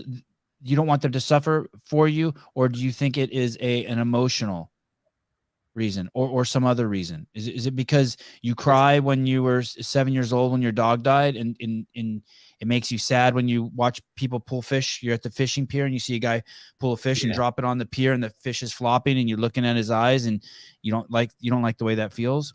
Yeah, no, it's probably from a compassion standpoint and an empathy standpoint that suffering is not something that I want to induce or pay someone to induce for me. Right. Okay. And I'm with you. It's crazy. And it's interesting that you say that. It's one of the reasons why I don't like war and the death penalty is someone has to kill those people. So, like no matter how bad someone did, if we're going to give them the death penalty, someone's got to do it. And so then we made a murderer. But there's always balance, right? All these things, right? We just put the world so crazy out of balance because for 2 years, 66% of the planet participated in a half dozen activities that got me kicked off of YouTube talking about. Someone talked about it, but I think we put the planet completely out of fucking whack. But what do you think about experiencing something? What do you think about going out and hunting an animal, having that experience, and to see that maybe here's what I'm thinking, what I'm exploring. Sorry, James, I'm having trouble getting this out a little bit. No, hit me. Yeah, say it however you feel. I just want it to be super clear. There's these things that I think that we do that biologically make us who we are in our happiest state. We move through the functional movements. We have shelter. We have clothing. Some real, and we actually maybe know how to make our own clothing, and maybe we know how to make our own shelter, and we know how to get our own food, and we actually go through these functional movements, and we sleep with the sun. And there's these things that I don't think it comes from like working at Apple at middle management, sitting in a room all day. I think there are some things, unfortunately, that we're made to do. This machine, the James Newbury, even though me and you are so fucking different, you're like a good car and I'm a shitty car, but either way, we're meant to drive. And maybe since you and I have never hunted, at least I don't think you've ever hunted an animal, and I've never hunted an animal, there's something we're missing. Like we need to go out, shoot a deer, look it in the eye, have a good cry, skin them, bring them, carry them back, eat them. Like maybe there's some we're pushing something away that maybe we should be embracing. Maybe do you know what I mean? Maybe we're justifying something because we're not afraid. We're not willing to face our emotions about the impermanence of life. I just feel like there's something that I'm not expressing because I don't know how to make a house and I don't know how to go out and like get a deer for my family, for my kids. Yeah. Like I feel vulnerable for that. Yeah, I understand what you're saying. From my point of view, there's never, for me, and it's perceived different from everybody. But for me, going out and killing something for the experience rather than necessity is never okay. Right. If it was out of necessity, if I was on a deserted island with no food, no nothing, no plants to eat, no nothing, I couldn't catch fish, and there was an animal there that I could eat, I would eat it. Or let me propose this to you: not that you were on a desert island, but let's say all the other food was dirty. Let's say you were in a sea of dirty food, and the only undirty food was that animal. I'd like to propose that too, because I think that's. You know what I'm saying? Yeah, absolutely. You're a poor dude living out in the middle of fucking Kansas, and all you have is hot dogs and Doritos, or you can go in the backyard and catch a raccoon and eat them and feed them to your family. I feel I can't be certain because I'm not in that position and I've never been faced with that type of decision before, because I do have a plethora of options here and it's so easy to get the types of food that I want. But I feel like I would, for the sake of another living being, I would make do with what is available to me without the killing involved. And it's a tough one, but I feel like if eating the dirty plant food was going to reduce my lifespan by 50%, maybe not, but that's something I've never thought about. That's an interesting question. But if it's something that is it's a real problem, right? I mean, there's a ton of dirty food. Yeah, totally agree. And dirty food that looks clean, but it's not clean.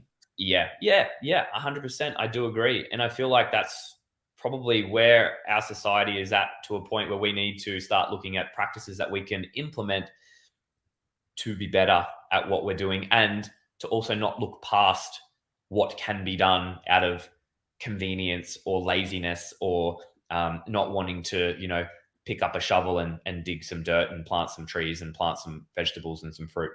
Yeah. Do you eat a lot of fruit? Love fruit. Love it. I eat tons of fruit. Dates. I love dates. I love apples, bananas. I eat berries like no tomorrow. I love berries. What about papaya? I had like almost a whole papaya today to myself. Yeah, I haven't had one in a little while actually. But the main things that I keep going back to on a regular basis, like when I do my endurance races and even when I'm competing in CrossFit, dates are my go-to. They just have a really good amount of carbohydrates. I freaking love dates. And they also have a good amount of fiber as well. Good for the gut microbiome. I can eat a date with anything. Yeah. Do you know what I mean? Yeah. Like I'll mix it with anything. Yeah. It doesn't even matter. For a while I would take a pound of ground beef and blend two dates with it. Yeah, it's like a just eat it raw. Yeah, savory sweet mix. I've been known to do like a savory, tempeh bowl and then just cover it full of chopped up apple and strawberries and raspberries and kiwi. Chuck it all in there. No milk either. No milk. No milk. That's a stupid question. I apologize. Not at all. Almost seems like I'm not listening, but I am, I promise. Extra sloppy. I was raised with livestock and hunting. I've never been compelled to take a picture of one after killing one. James is spot on. It's agonizing. What do you mean? What about how about James and Sevan were spot on? I just told you I didn't like it when the fishing pole and the fish flops up. I fucking hate that shit. Yeah. I watched the many years ago. I watched the video on the whatever the Don't Eat Animals website is, PETA. Yep. and it was fucking brutal. And it took me it's like a 27-minute video, and it probably took me 6 hours to get through. I had to keep stopping it and come back because I was pouring tears. And I probably didn't eat meat for like 2 weeks after that.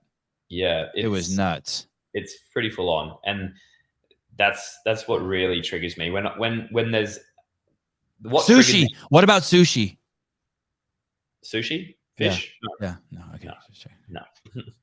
No sushi. And what triggered me was that I never wanted to visually see any of that stuff. It would make me upset, and I would turn a blind eye to it and just look away, never watch it, and purposely bat it away every time it came towards me. And there was a reason for it. I didn't want to watch it because it was distressing. It was distressing for me to watch it.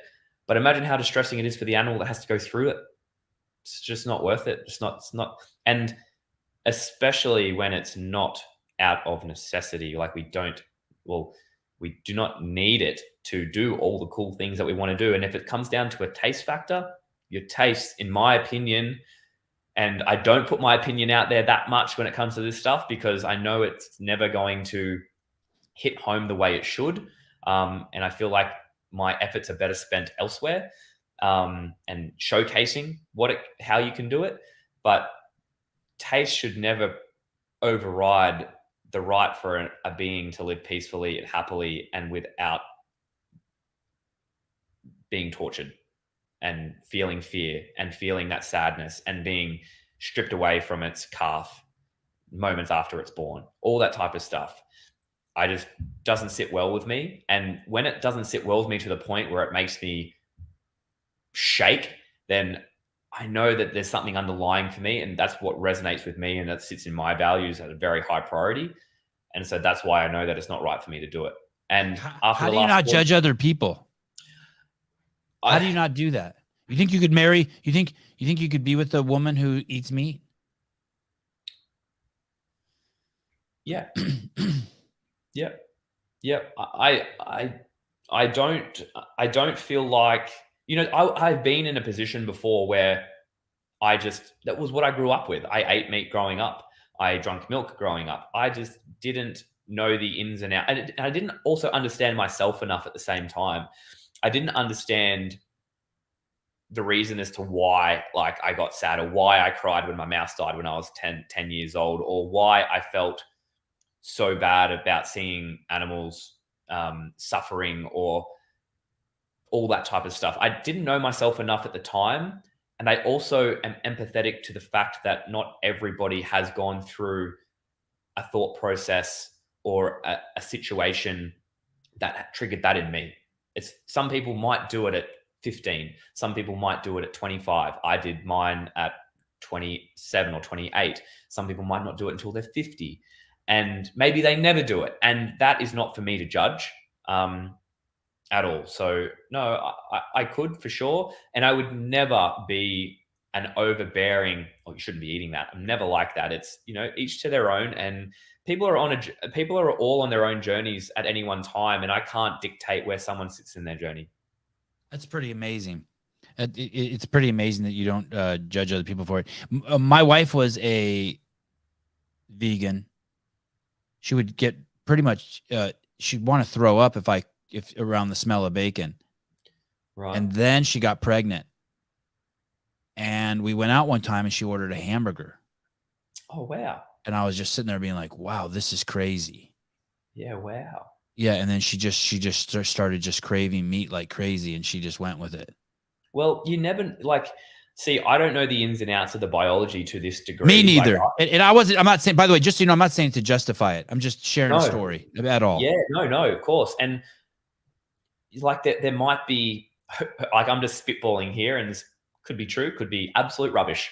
But maybe there was, while she was pregnant, maybe there was something, a particular action that was activated, or a particular gut microbe that was activated to say, I need more iron. I need more this. I know where to get it from. It's from this. And Here is now why you want it or craving it, because we need it to support what's happening on the inside. Maybe that's the case. Right. Maybe that's the thing. Not quite sure. How do you, what do you do about pesticides? I love eating fruits and vegetables, but I always trip on pesticides, like every time. And I'm washing broccoli, and I'm like, what am I really washing off here? Like, Yeah. there's millions of little, like, like heads and shit. Or like berries. I got a basket of raspberries. I'm like, oh, I'm running water over them. Yay. Yeah. I think Like, what the fuck is this doing? Well, typically, ideally, I think it's a great idea to wash all your fruits and vegetables for sure. And typically, what I have been told in the past, and this is coming as secondhand knowledge here, is that if the skin is thin, try and get organic. If the skin is thick, you can go conventional, but you should wash it all anyway. That's Do you have I have a vegetable brush. Do you have one of those? No, I don't. Oh, dude. Okay, cool. Here we go. I've never even seen one of these. Oh, bro. You got him, Caleb, or am I getting him? You're a good dude. It's like, it's made of like soft bristles. Yeah, it's like some sort of plant matter. It's like one of those brooms like that they use in India, and it's little. You hold it in your hand like this, and I do. It's like we don't peel our carrots in our house. We just brush this thing like to death. Yeah. Same with cucumbers. Brush the cucumbers, apples. You just brush it. And I actually saw something. I have no idea if this is true. I've shared this with a couple people. They've told me I'm a complete fucking wackadoodle for saying this, but I saw this thing on Instagram where a guy was saying that water that comes out of your tap isn't the proper pH to rinse insecticides off, because it doesn't make it water soluble. And they even did like those insecticides are only water soluble at a certain pH. And he even showed you in cups. I don't know if it's true. Yeah, I have seen those types of experiments before with getting the acid water and then putting the acid water over your veggies, and it breaks down, or it helps to strip off any of the pesticides residue that still might be on the fruits and veggies. I have seen that before, and I do believe it's a good thing. And I'm basing that off just my thought pattern. I have no science to back any of this stuff up. Right. But I also do think that whatever we're putting on the fruits and veggies to stop the bugs from getting to them would probably also be wreaking some havoc on our gut microbes and the bacteria. So I do feel like that is a thing, and I feel like that needs to be considered. And I think if we wanted to be operating at the highest level, everything that we would be eating would be organic.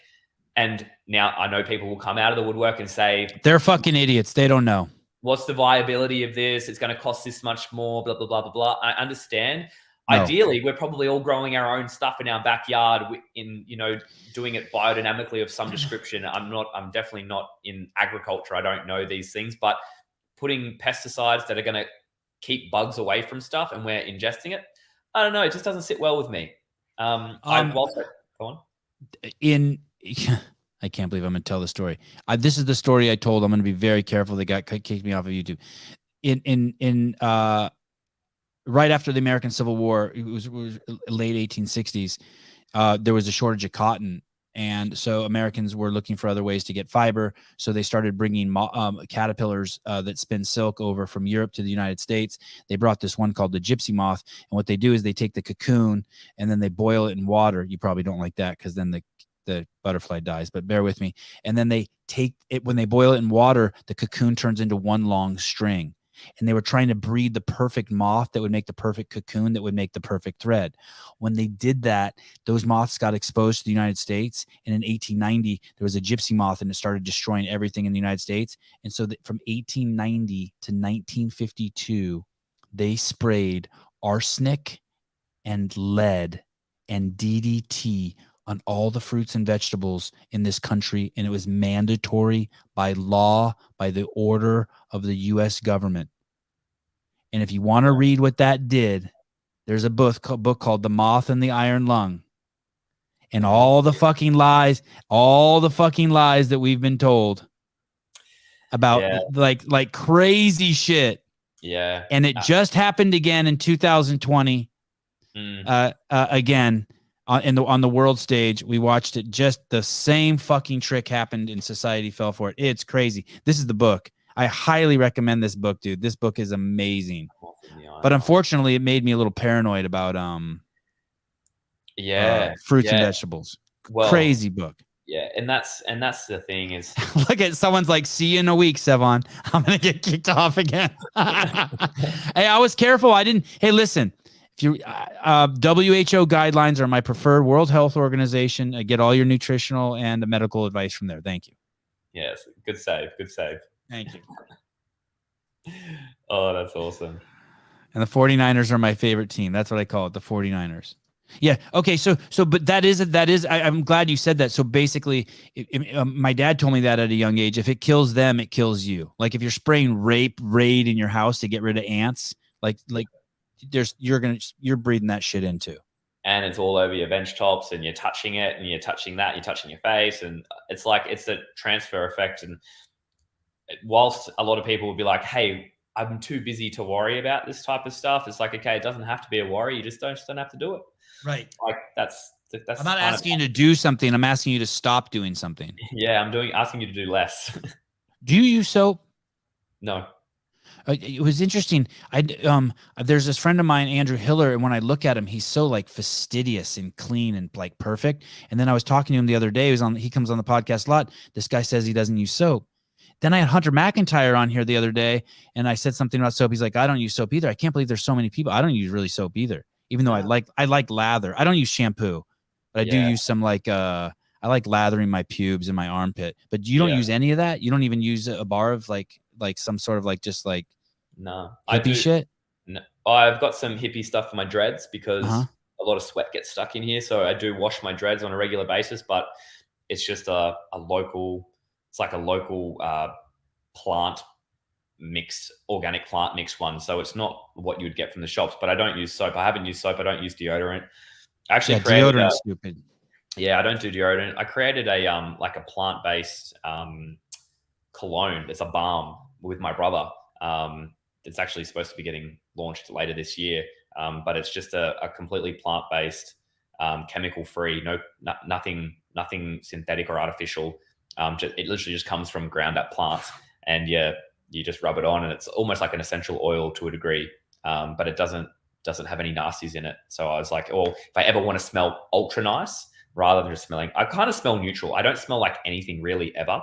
And I've always been like that, even since I was like a teenager. From memory, I just never have smelled. So even if I'm super sweaty, so decided if I ever want to smell a particular way, I'll create my own plant-based cologne that I could wear as like an essential oil. It's interesting to me that you put anything in your dreads, because I don't do anything to my hair. I just do this. Yeah. Right? Yeah. If I get out of the shower and I just do that to it. Yeah. If I don't put anything in here, like I'm sweating quite profusely. I sweat a little too. I exercise a little too. Don't start fronting on me. I sweat a little I bit. know you do. But it gets all caught up in there. And if it's sitting in sweat, like all these, like if sweat sits in there for too long, it's not fun time. Why? What happens? Oh, it just builds up, and it feels terrible. It doesn't have the best smell. But I do go in the ocean a fair bit. So I do jump in the ocean, and I kind of wash it in the ocean as well. I get in there and get a little salty, but to the degree that when I go get my dreads retightened, the girl who does my dreads, she's like, you need to get stuck into that scalp. You need to get it all shifted around. But she gives me this beautiful organic stuff that's made locally here over at a dread place that they grow all their own stuff. Why do you have dreads? So originally I had them just because I wanted the convenience I wanted to grow my hair long, and then it started dreading up at the back and getting all matted. And then I thought, you know what, if I'm going to grow this hair long, I don't want it to be a fuss or a thing. So I just said, I'll just dread the whole lot, then I don't have to worry about it. And I kind of just did it from there. And then I just have never really looked back. I just kind of just dreaded it up. And now I just go get it tinkered with every 10 weeks. They just retighten all the roots, tighten up all the ends, and then kind of just sits there. I do nothing really with it. Are they getting longer? I actually chopped half of them off at the end of last year. So they would double this length. So that was real. Yeah. Yeah. I think it's in the Y Dreads. There's a Y Dreads link, Caleb. Yeah, that's it. Yeah, I chopped half of a Moth, and that would have been just around that time, probably later that week. Stand by, people. Wait till you see this. Two links below that. There's a clip titled "Is This Your Girlfriend?" Yeah, that's my ex. That's your ex-girlfriend. This Paige. this girl right here is your ex-girlfriend. Yeah, that's so. So after Kayla, I was dating Paige for almost a year. Yeah, holy shit! Wow, what happened? Yeah. What happened with her? Just yeah, we still talk. We're still friends. We still help each other out with business stuff, but we just kind of also we said to each other when we first got together that if we ever both decide that this wasn't as thrilling or as exciting, or we didn't we're just going to play this journey, to go along this journey as far as we both feel like it's a thing and we're enjoying it. And then we both got to the point where we decided that we're not vibing it anymore, and we just said, yeah, let's just be friends instead. And that took, we were together nearly a year. So did you cry? I didn't cry. A little bit? No, I didn't. No. Right. I'm not a crier, really. Like and that's not saying that it's like a bad thing. Like I feel like it's completely fine to cry. I have cried before about other things. But you need to look at her again to make sure that maybe you should have cried. Nah, actually I was on FaceTime with her the other day. It's all fine. Holy it was shit. I think I would have Look at I know, right? Ken Walters, I'm crying for you. I know. Thanks, Ken. This motherfucker, he's gonna turn 60 and look back at that picture, Ken, and be like, what the fuck? Well, the good thing about Paige and my relationship, I didn't cry because I knew that we would stay friends. Deep down, even though it was a bit of an emotional time for the both of us, whilst I didn't let tears out, and not because I think it's masculine to do so, like I paint my nails, for heaven's sake. So it's not a masculine thing for me not to cry. It's just that I felt okay with what the journey had presented and the way that I got to connect with Paige. I felt fine about it. I was sad for sure. I was sad because, we'd had like in that 12-month period, we did so much fun stuff together. It was insane. We were doing marathons and Ironmans and powerlifting comps, and we were traveling and we were playing golf. We were doing all the coolest stuff, and we were like just big kids that had money that could go out and just do whatever we wanted. We want to fly here and do this. We want to go stay here for the weekend. We could do that. And we built a shipping container together. That photo that you brought up of me doing the table, we would build furniture and we'd sell it on Gumtree. And we were just we were just having a crack at just having fun. And we were just doing all the things we wanted to do. And I was really content at the fact that we had such a blast and we were ending it again on good terms, and I was sad, yes, that I wouldn't get to experience more of those things, but I wasn't sad at the fact that we were splitting up for a negative reason. Yeah, like that was Paige's first half Ironman, and it was a blast. Like we had such a good time. And I'm sure we probably will do some more of this stuff at some point. Like there will probably be a time where we say, hey, do you want to go to this hike, or do you want to go to climb this mountain? And or skinny dipping.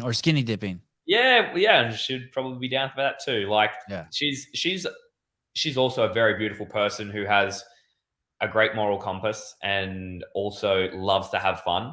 But she's unapologetically herself all the time, which is something I really love about Paige, is that she is just who she is and she owns it. And she's just a good person. Like I can't say enough good things about her. And I've never dated, like my two largest long-term relationships with Kayla and Paige, and both beautiful people. I wouldn't have been with them otherwise. Both of those ended on good terms. Brian, God, this show is so cool. These people pay me to say the coolest shit. Brian, with this cute kid, a bowl haircut. I used to have that. The world would be astounding if people were a quarter as compassionate as Mr. James Newbury is. Doesn't matter the diet. James, thanks for being so true to your beliefs and being so down to earth, sharing it. Thank you, man. Appreciate that. It's very kind. Very Yeah, kind. super kind. Moral of my rant: grow and kill what you eat. That's an opinion of privilege. Tons of space up. Grow and kill what you eat. Grow and kill what you eat. That's an opinion. I just see the word privilege and I want to tell you just to eat a dick. Sorry, Brandon. I'm not even sure what you're saying, but I just Hunter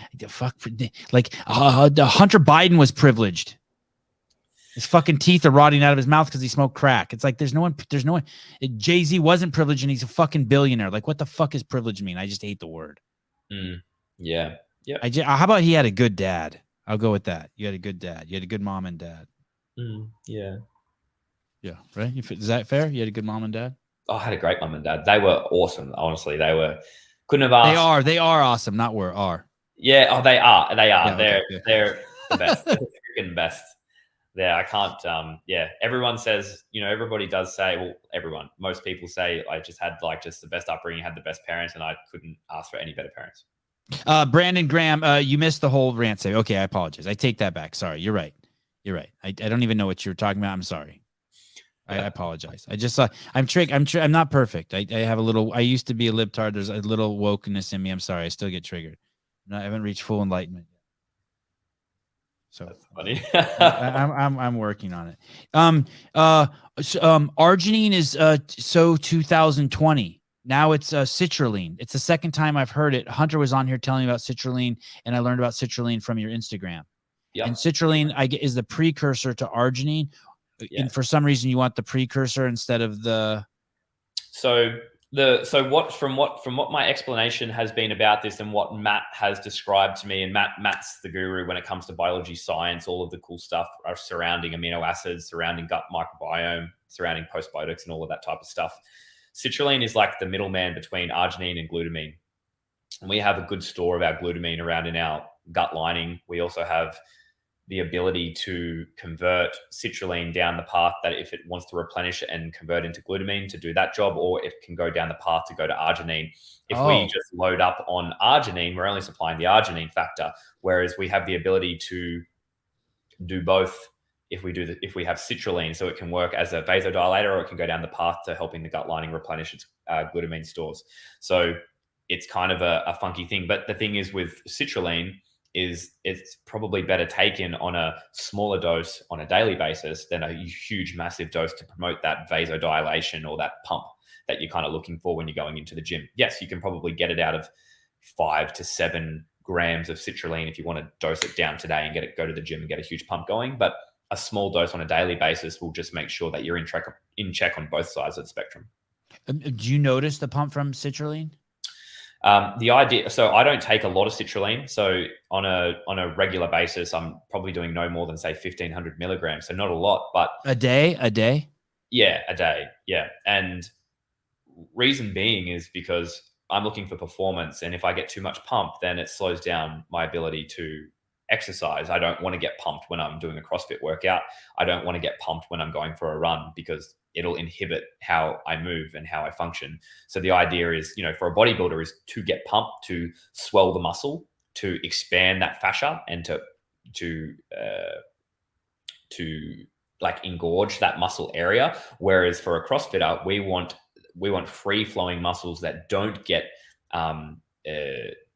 gorged. We want that flow on effect to happen. So we want to have vasodilation to the point where we can shuttle oxygen and nutrients throughout the body and all that type of stuff. But we don't want to get to the pump where we're so pumped up that we can't move and slow our functioning and our contractions down. So I don't want to have a pump formula before I go to a CrossFit workout.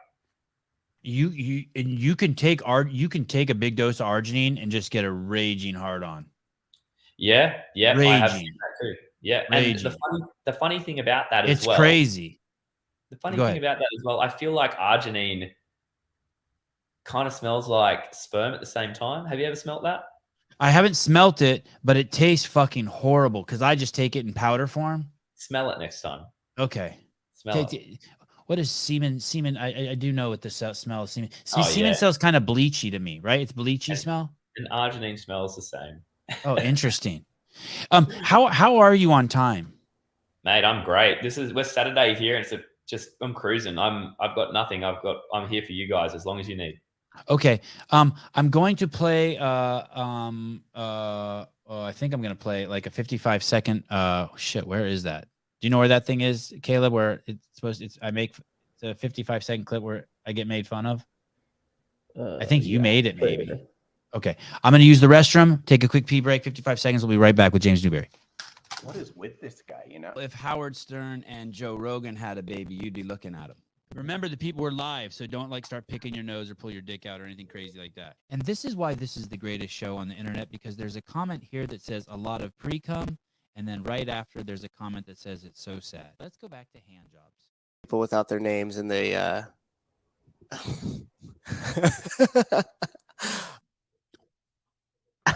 No one clip that and play that on the internet. A thumb with a mustache. Yes. A thumb. Listen, a guy named Johan Lopez called you a thumb with a mustache. Wow. I'm gonna shit myself. Man, that Sevan podcast is dull as shit. Okay, you guys have a great day. Okay. You too. Thanks for calling. Mwah. No. I was feeling familial, like it was my mom I was talking to. Oh my God, that cracked me out. That was good. I wasn't back in time? It was You were almost right. it was perfect. You sat down as it cut out. Oh, phew. Okay. Good. We lost a bunch of listeners. That's good. Now I'm going to tell you the secret that I used to do. When I was a young man, a little bit younger than you, I had a harem. Are you familiar with what a harem is? Yeah, is that like a brothel? No. A harem is like when you have, it's like, here we go. Muslim household reserved for wives, concubines, and female servants. Yeah. I didn't have a house with them in it, but I lived in this town where I had just all of these women, friends, intimate. I was dating many women, many intimate relationships. Oh, yeah, cool. And to have a harem, you have to be extremely honest. Like if you're a liar, it's called cheating. If you're honest, it's called a harem. Right. Okay. Yes. I see. Okay. And there was this trick that I learned. You could take a shitload of arginine and then 2 Vicodin or 1 Vicodin, and it would be the perfect. You would have this hard on, but it'd be a little numb For days. It was like completely taming the penis, but you would have this wicked fucking penis. Anyway. Okay. I love that. We should go. I never knew this about you, Sevan. Yeah, that was a tidbit. I'm no doctor. I'm joking. I just made that up. That story's not true at all. I don't recommend anyone take arginine and Vicodin. But man, imagine what you could do with the penis on arginine with a little Vicodin to take the edge off, so you don't accidentally let one fly out of the chamber too soon. There you go.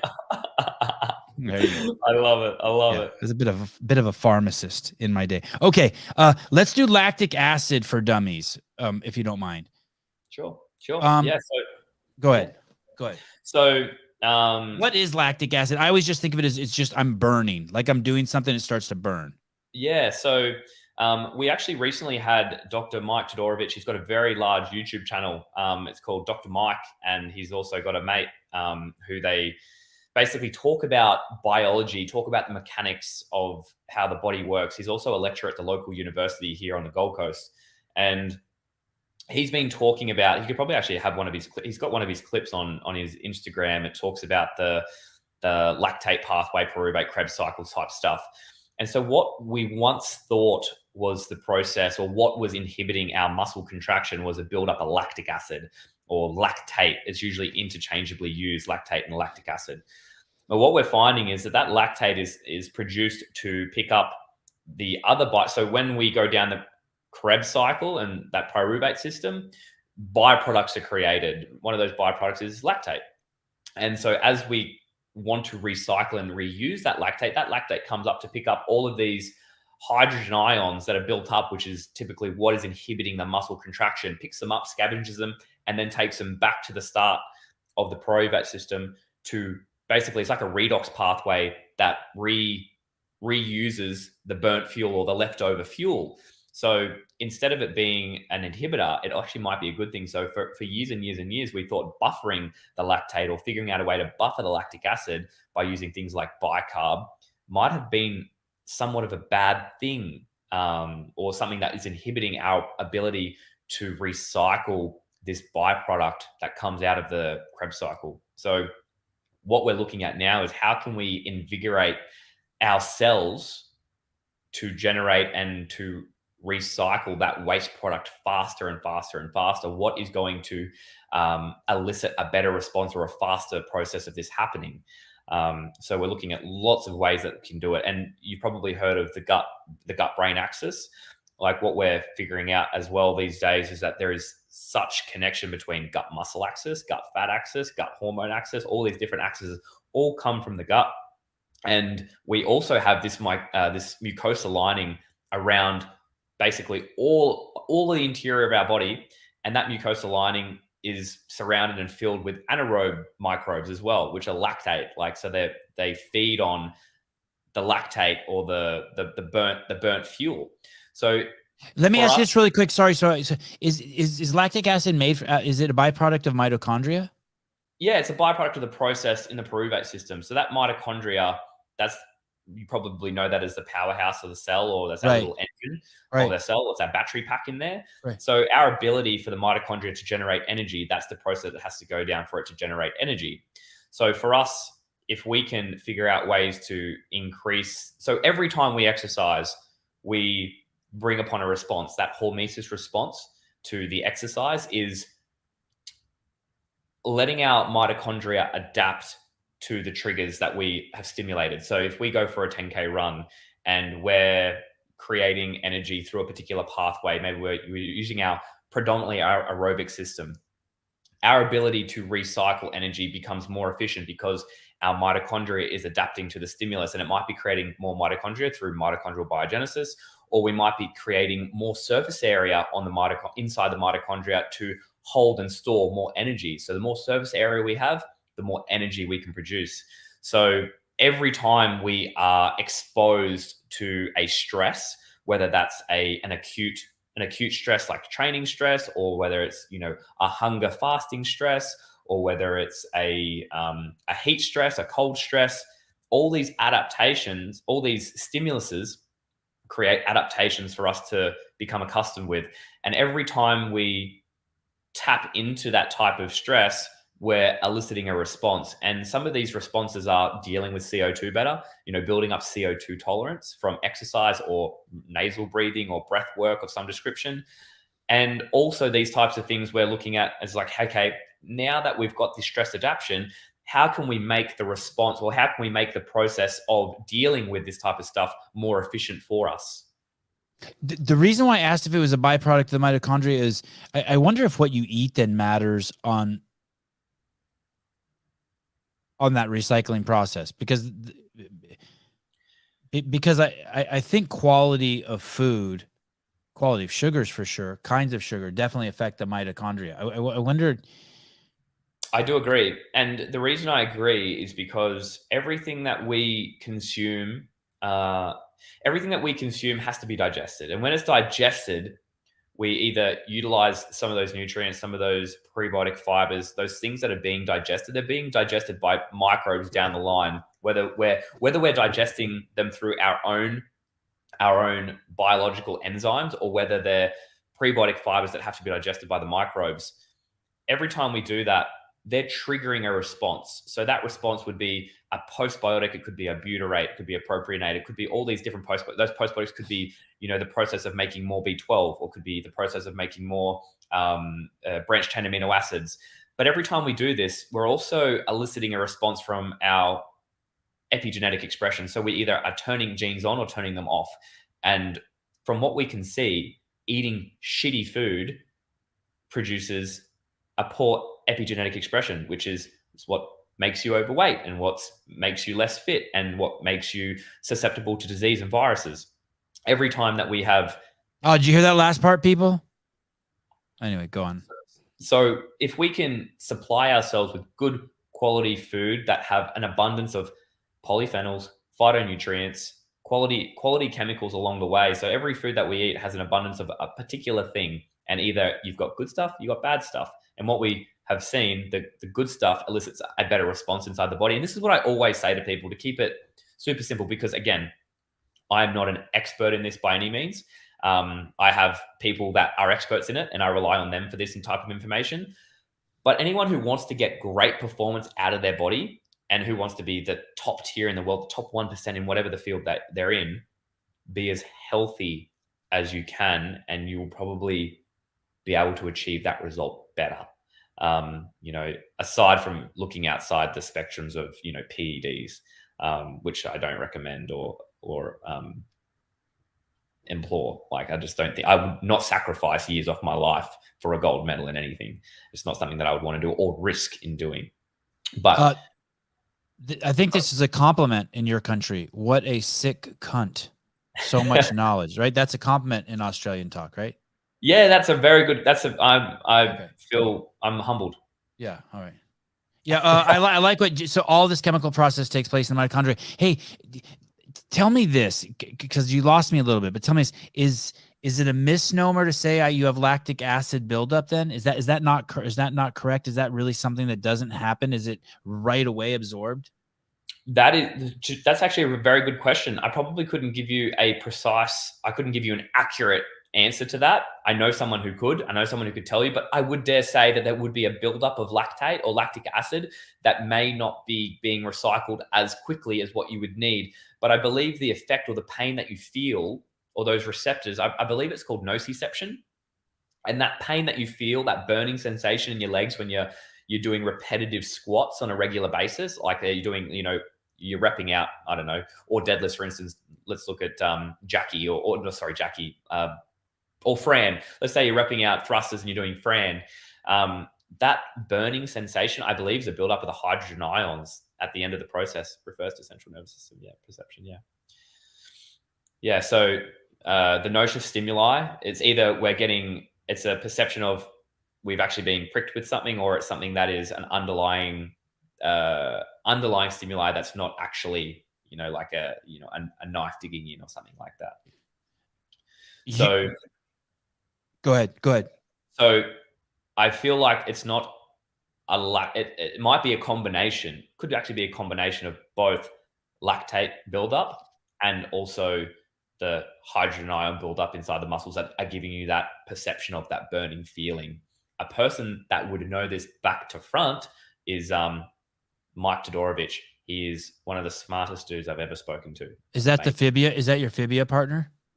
No, that's Matt. That's Matty Legg.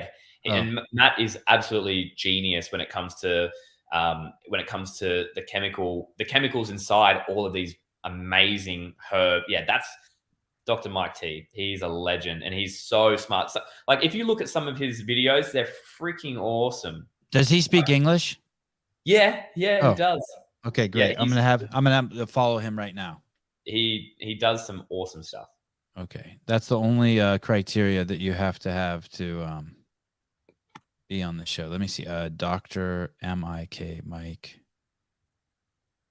Dr. Mike Madison? No, Dr. Mike Todorovich. Oh shit, I have Dr. Mile. Really mess around with our blood pressure and our heart rate. Let's take a look at how. So the Valsalva maneuver is when you try to... Hey, did you get your blue check mark before you had to pay for them? Yes. I feel like I need a black one or something now, or a gold one, or a bronze one, or something different.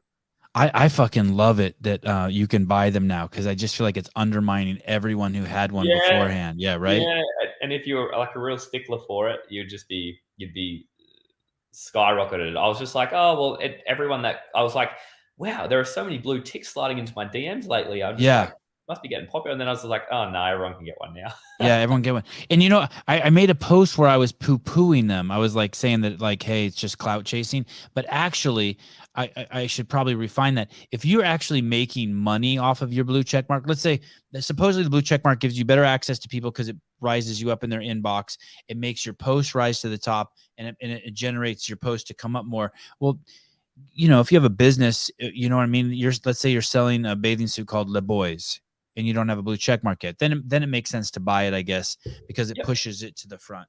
Yep. But I mean, if you have 800 followers and I don't know, probably I should be less judgmental like you. It's fine. I take everything back I said in my post earlier today. No, I totally get it.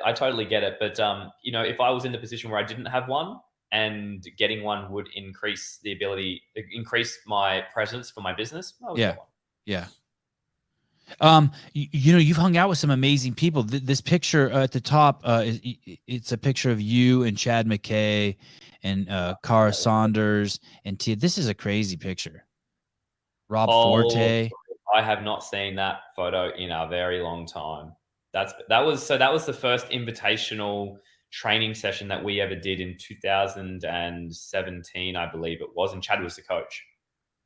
Look, God, Chad McKay was great. Do you ever see him? I don't see him, but he is like my favorite CrossFitter of all time. Chado is the best. Yeah. Yeah. And how about Ricky? Do you get to see Ricky? I haven't seen Ricky in a good while. I just heard that he broke his bloody shoulder though. I know, that sucks. I'm so bummed for him. I'm a bit devastated about it. I don't want to see him put on a show this year, but nevertheless, I know he'll be back. He's pretty resilient. And how about Tia? She's in the States now. You don't see her anymore. I only see Tia when I go back to the States, but when I spent some time over there in 2021, it was a blast, and it was probably the hardest training camp I'd ever done in my entire life. Like I was buckled. So the difference between training with Tia in 2018, 2019 was that every year, so Shane was very particular about always recording what Tia did on a week to week, month to month, year to year basis, and then increasing it as time went on. So when she moved to the States in 2018 or the back end of 2018, early 2019, I think it was the end of 2018, I continued training, but then during 2020, there was just nothing really on. So I decided to get ready for an Ironman instead and just play around with whatever competitions I could get my hands on. When I came back around to 2021, I was like, you know what? I might have another run at the CrossFit Games. I'll have a crack again. The difference in workload, volume, intensity, that year that I missed set me back a lot. So jumping into the 2021 training camp in Nashville with those guys, I was taken back a step just because it was intense and it was high volume. And we were sometimes on Saturdays, we were in the gym for like 8 hours. So I had to try and adapt really quickly, but I probably should have done less training to adapt better.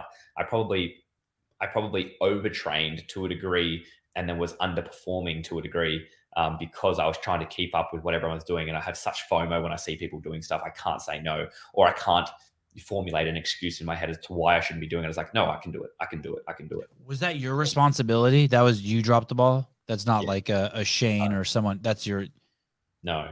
So I should have probably understood that the running components of the training I would be able to handle, because I did do a lot of endurance training in the year of CrossFit that I didn't really do. Like I didn't do much CrossFit during that year of 2020, but I probably should have built into a strength like phase, because I felt like my nervous system was really buckled by the end. Like I was struggling to power clean like 120 kilos, things like that. And I was like, that shouldn't be a thing. So now days when I train, I do 4 CrossFit sessions a week, maybe sometimes 5 if someone really like says, come do this session, but typically it's 4. I'll do 4 morning classes a week, but every time I walk into the gym, I feel strong. Like I feel really strong, but I'm only training an hour a day. Whereas back then you get to the point where you feel weak, but then the taper comes into effect and you feel then amazing. Are you qualified right now? Did you do the quarterfinals or did you do that? You did that. Yeah. And how are you? Where are you? I ranked in, so I had a score reassessed because my camera. That's right. Yeah. Sorry. Go ahead. Yeah. So I ended up finishing up in, I think it's 27th place. I'm going to Torian. I'm going to compete in Torian. But prior to the score muck up, 3rd. You had a camera go off or something. Yeah. So that was the WOD. In the WOD Pro guy stood up for you, right? He did. Yeah. He went in, checked my QR code, and he said the RAM on my phone maxed out, and said I left too many apps open in the background.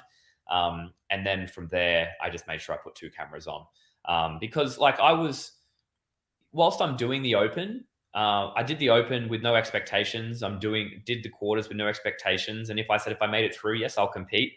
But in saying that, like I should have probably set up 2 cameras, which I did for the last 2 workouts, but I did miss. I got like half of the workout 3. Someone realized it had turned off for 2 minutes, and then we flicked it back on. So I got the start and the finish. So I got the first like 2.5 minutes and the last 2.5 minutes, and missed a 2-minute gap in between. And so they just gave me a score for the first 2.5, 2 minutes 45 or something like that. What workout was that? That one? Number 3. That one you got 456, or that one you took 195th on? Yeah. So walk me through this. You're doing the workout, and somewhere in the middle of it, does someone actually say to you, James, or they're like, no, don't interrupt them, and they just started up without telling you? No. So basically, I was doing the workout. I got up to, like, I think starting round 4 or 5, and someone yelled out. What are the movements? It was box jumps or something? What were the movements? I think it was burpee box jump overs, 5 burpee box jump overs, then a clean and jerk, then 5 burpee box jump overs, 2 clean and jerk. Okay. And so on. And then basically someone went behind the camera and yelled at me as I was about to finish, I think round 3 or round 4. Oh, fuck. And said, dude. Bro, your camera's off. Your camera's not recording. And I was just like, I looked at my judge, and he's just like, just keep going. Just keep going. I'm just like, there's storage. Just turn it back on. I said, close the app. You talk to the person? Yeah. I was pretty cruisy through the workout. Like I was making sure I wasn't missing reps. So my heart rate and my breath was under control. I was like, just flick it off and turn the camera on and press record. So the first 2 minutes 45 was done on WOD-proof.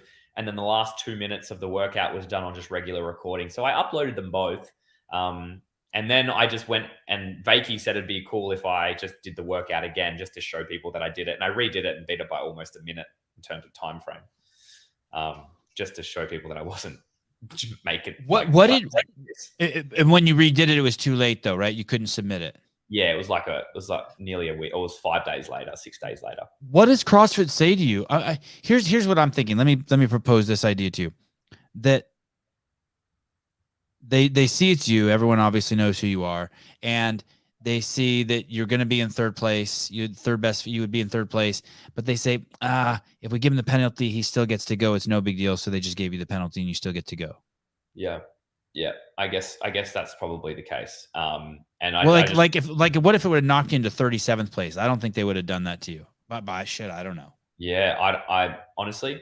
Was it 15%? Is that what you got? I got credited. No, I think I got credited for what they could see. So they took it up to the 2 minutes 45, and they just gave me credit for that, I believe. Oh shit! Wow, and you still got 495th. That's crazy. Yeah, so it was like I would have, if I didn't qualify, I would have been like a bit bummed about that. And I would have been bummed about it.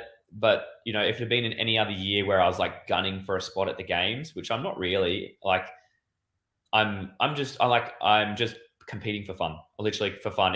If they said no, I just would have been like, oh, cop that on the chin and just move on. But if it had been any other year, I probably would have been pretty distressed about it all. But this year, because I'm only competing for the fun of it and to get around cool people, just it wouldn't have kept me up at night.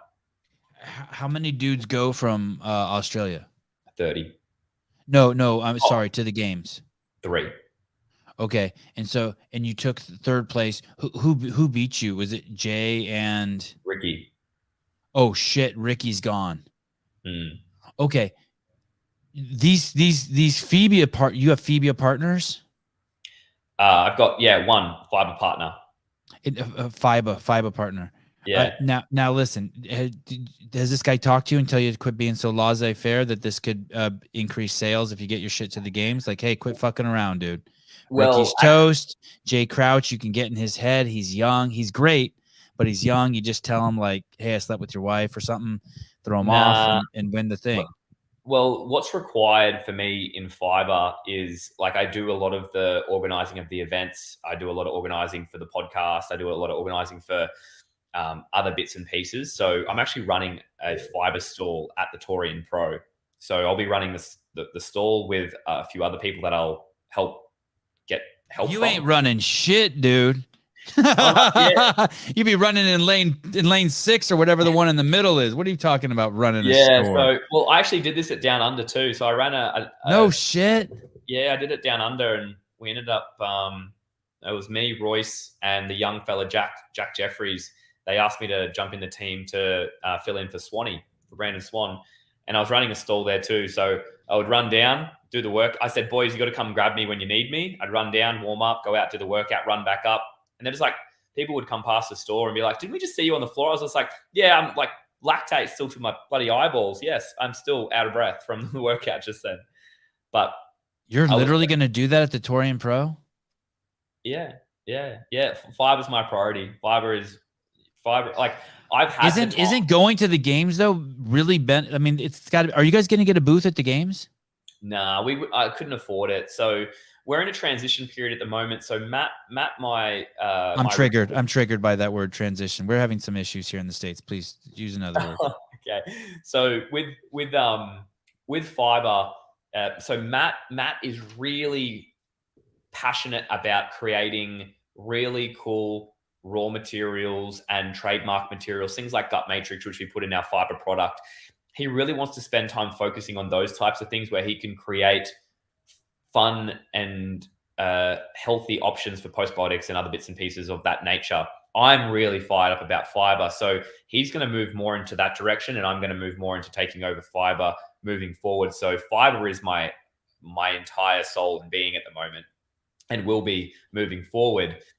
Whereas Matt will help advise me on how to formulate what things to do. And I'll basically contract him to help me with certain things here in education and creating tech data and all that type of stuff. And he's going to then focus on some other things that really fires him up, because the last thing I want to do is do something that I'm not passionate about. And the last thing I want for Matt, and the last thing Matt wants to do, is do something that he's not super passionate about. And plant-based supplements are that's what I want to put out and expose to the public, is how good plants are and how much they can help you. Matt wants to create things that are innovative and things that are not even done yet, inventions. He wants to create inventions. So he can really put his efforts there. And so for the fiber stand itself, yes, it is very good if I do go to the CrossFit Games as an athlete, but I have been there before. I know what is required, but I'm also getting so much joy, and I get a spark every day I get out of bed by getting up and working on fiber as a business, because it gives me options. And I'm always looking for options. I want options to be able to go surf the Mentawais. I want options to be able to go and have an experience in a different country or to go to a race somewhere. I want to be able to educate people on ways that they can improve their health, their lifestyle, their nutrition, ways that they can increase performance, ways that they can be joyful, because I know what it feels like. I know what it feels like to get out of bed and just be fired up. And I want more people to feel the same way. And if I can just talk about personal experience rather than factual stuff that, comes from a textbook, I can just say, hey, look, this is what worked for me. If this resonates with you, great. Take some on board, leave what you don't like. You don't want to be a salesman. You want to just, tell your story and have it be, that's it. And I do, you know what? And the reason why I believe that I did pretty good in the quarterfinals is because I didn't put a gross amount of pressure on myself I have to be a great business person and I have to be a great athlete at the same time. I just said, business is priority. I'm going to work out for fun, and I'm going to compete and train for fun. And when I'm having fun, I'm doing much better. I would rather come into a competition 10% less fit and in a brilliant mindset than come into a competition as fit, as cardiovascularly fit as possible, as fine-tuned as possible, but dragging my feet because I'm not mentally with it, or I'm destimulated, or I'm not aroused to the right degree. Is part of you a little concerned that you are going to qualify? Yeah. I kind of sense that from you in a way. Like you're you're like, oh shit, I fucking have jumped into the portal. Yeah. Like you're just going to slip through and you're gonna be like, fuck, I'm here again. Yeah. Crazy, God, you're a nut. What a crazy life you're living.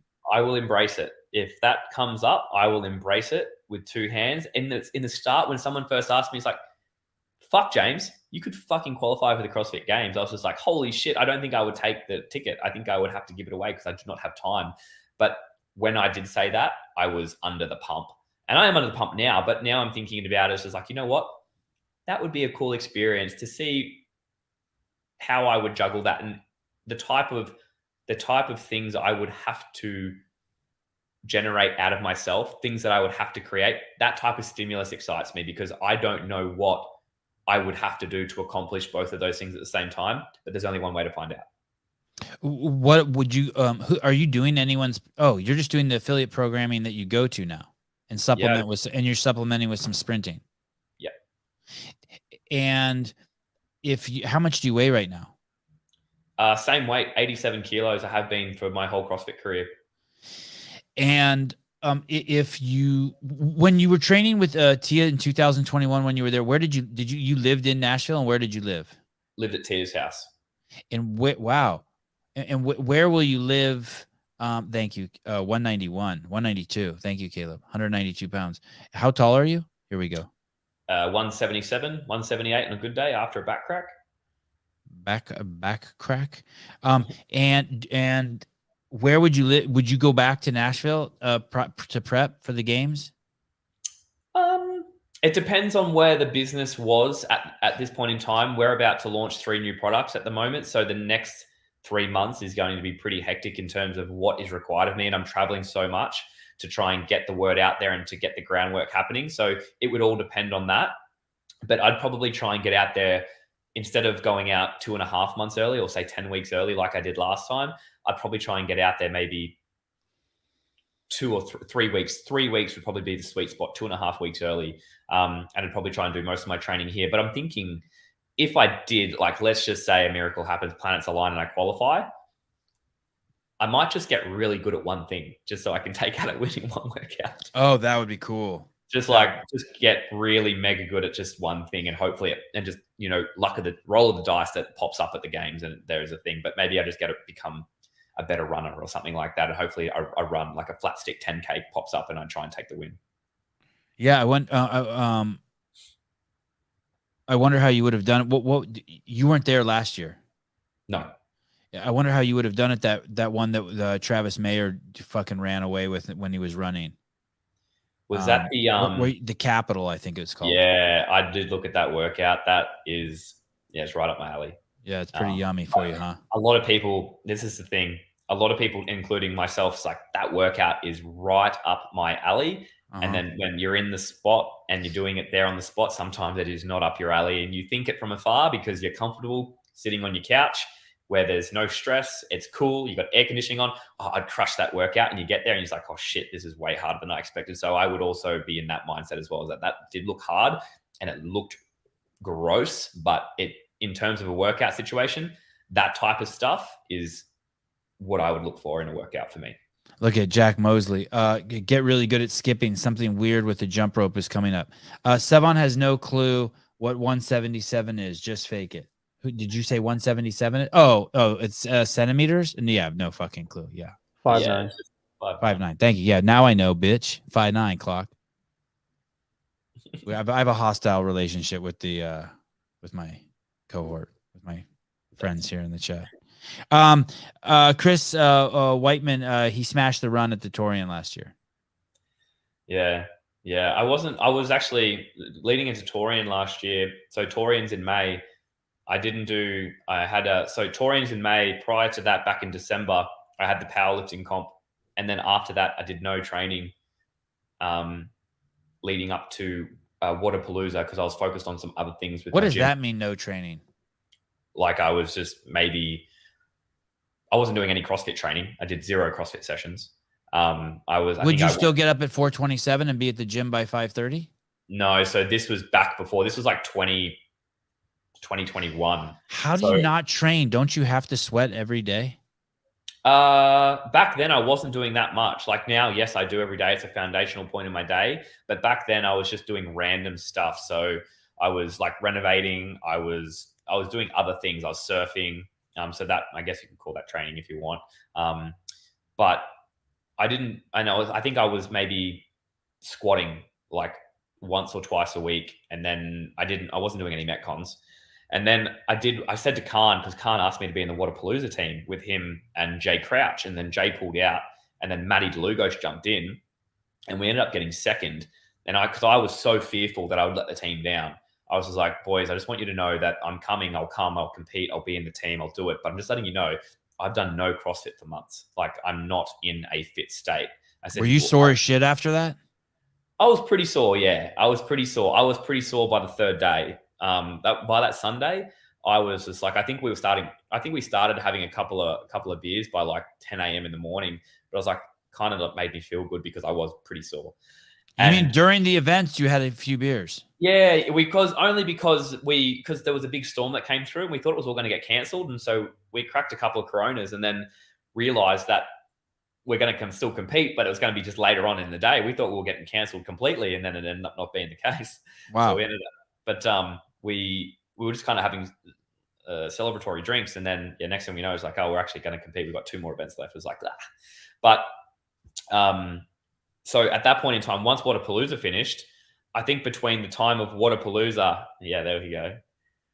Between the time of Waterpalooza and May, so January through to May, I think I did a dozen CrossFit sessions between those 2 points. And I was getting ready. So that 70.3 Ironman that you showed before, I was getting ready for that Ironman. So I was just doing a bit of running, a bit of biking, and a bit of swimming. So I was doing maybe 2 bike sessions, 2 swimming sessions, and 2 run sessions leading up to Torian for a few months. And then I'd CrossFit maybe once every fortnight. It's crazy. But in saying that, I'm doing a lot more now. Like I'm doing a lot more now. I'm doing 4 sessions a week of CrossFit. Yeah, it's crazy. And you're working out in classes. Yeah, I love class. Like I don't do any extracurricular programming or anything like that. It doesn't fire me up. I'm not like I did it so hard for so long. Like I pull out my program for 10 years straight or 12 years. I keep saying 10 years. It's 12 years. This is my 13th CrossFit season. So I just love jumping into class because like I'll quickly just show you my whiteboards here. Like I've got whiteboards filled with stuff that occupies my mind. And I want to make Fiber the most beautiful company I possibly can. And I get really laser focused on this type of stuff. And I know that if I try and do everything to its fullest capacity, I will overload my stress bucket and I'll be good to nobody, including myself. I will be worthless. So going and doing class allows me to walk in the door, take my thinking cap off, and allow the coach to tell me what to do. And I just do it. I literally just say, okay, you want me to do Fran? Okay, we're doing Fran. You want me to do back squats? Okay, I'm doing back squats. I don't have to care about the result. I don't have to care about how much emphasis I need to put or what purpose I need to do for my thrusters. I don't have to care about the purpose behind this and this and this and this, because I'm caring about that purpose for Fiber all day long and ways that I can make sure that that is carried out to the best degree possible. And by doing classes, I feel like I get a better result by doing that because, again, if I overload that stress bucket, I'll be a worse athlete. I'll be a worse business owner. I'll be a worse friend. I'll be a worse son. I'll be a worse everything. Nothing will compute well. And I've been there before. I've been to the point of burnout before where I'm not fired up to do what I want. And I know the feeling of what it feels like to be so fired up about the things that you're doing. And I want to hold on to that. And I know that if I overdo it, I will lose that feeling. So I'm not going to overdo it. And I've become okay with the fact that I don't have to be training 3 hours a day to be satisfied in what I'm doing. And I don't have to train 3 hours a day to maintain a very good level of fitness. It's almost like you have your cake and you're eating it. Who will you give your coach's card to if you go to the games? I have no idea. I haven't even thought that far ahead yet. I've got a mate, Dave. He's going to come up and he's going to do Torian with me. But we're going to both be like going down there. He'll like help me navigate. Like when Dave comes to, so he's done a few regionals with me before back in the day. And our kind of dynamic when we go to things like this, like Torian or regionals, he's just there. I said, just keep it lighthearted, man. I said, just make jokes, crack jokes. Don't take things too serious. Just tell me when I should get up and start moving around. But other than that, just keep me on point, keep me to a schedule, and then just literally just make me laugh the entire weekend, because I just want it to be really like cruisy and smooth. But in terms of, he works as a fiery, so he probably won't be able to come to the games. But in terms of the games, I have no idea. Not sure yet. I haven't even really thought about it. Caller, hi. Sorry? Hello, Sevan. Hello, James. Hello, Mr. Bieber. Hey, buddy. How are you? Angelo from Bolivia. Bolivia. Cool. I'm glad to finally listen your the podcast with Sevan. Yes, I was asking Sevan to have you on the show. I imagine other people ask for you as well. Huge fan of your work. You're calling from Bolivia? Yeah. Are you in a bathroom also? A bathroom in Bolivia? No. Oh. I'm in my office. Oh. We just have it's just a tough reception. What was your name? Angelo. Who? My name is Angelo. Oh, Angelo. Well, hey, thank you. Thank you. So you're the one who recommended James to me? Oh, sorry, couldn't hear you well. You recommended James to me? I just wanted to say thank you. Yes, I did recommend you. Yeah. And what did I say? Did I say actually, fuck no? I'm not having that Aussie on here, or was I nice? No, you were nice. Yeah. Oh, good. You said that you didn't know James. You've been around in the same places as him, but didn't know him. Oh, well, perfect. I'm glad my stories are consistent. Well, thank you for calling. Do you have a question for James, or shall I hang up on you? Yes, I would love to ask one question to James. I'm a vegetarian myself, and I follow James' Instagram and his social network about being vegan. If you have any advice, I do CrossFit. Right now I'm following Mayhem programming, hacking fucking hard, but been loving the programming. But if you have any advice for vegetarians or vegans doing CrossFit, in the nutritional aspect. Yeah, totally.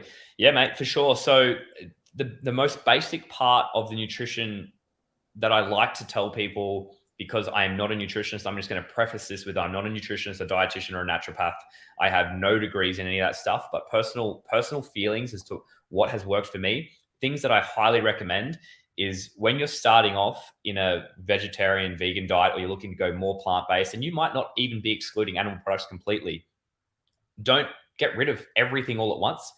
Just add in more plants. So try and aim for 20 different varieties of plants per week. And then when you can do that, go to 25, go to 30. 30 is usually a sweet spot for most people. But then if you can get 35 or 40 different varieties of plants in per week, you're doing well. You might eat one of those once a week. You might eat one of those plants 10 times a week, but count them towards your total plant goal. And that's going to help get you a wide variety of different phytochemicals, nutrients, prebiotic fibers, polyphenols, all the good stuff.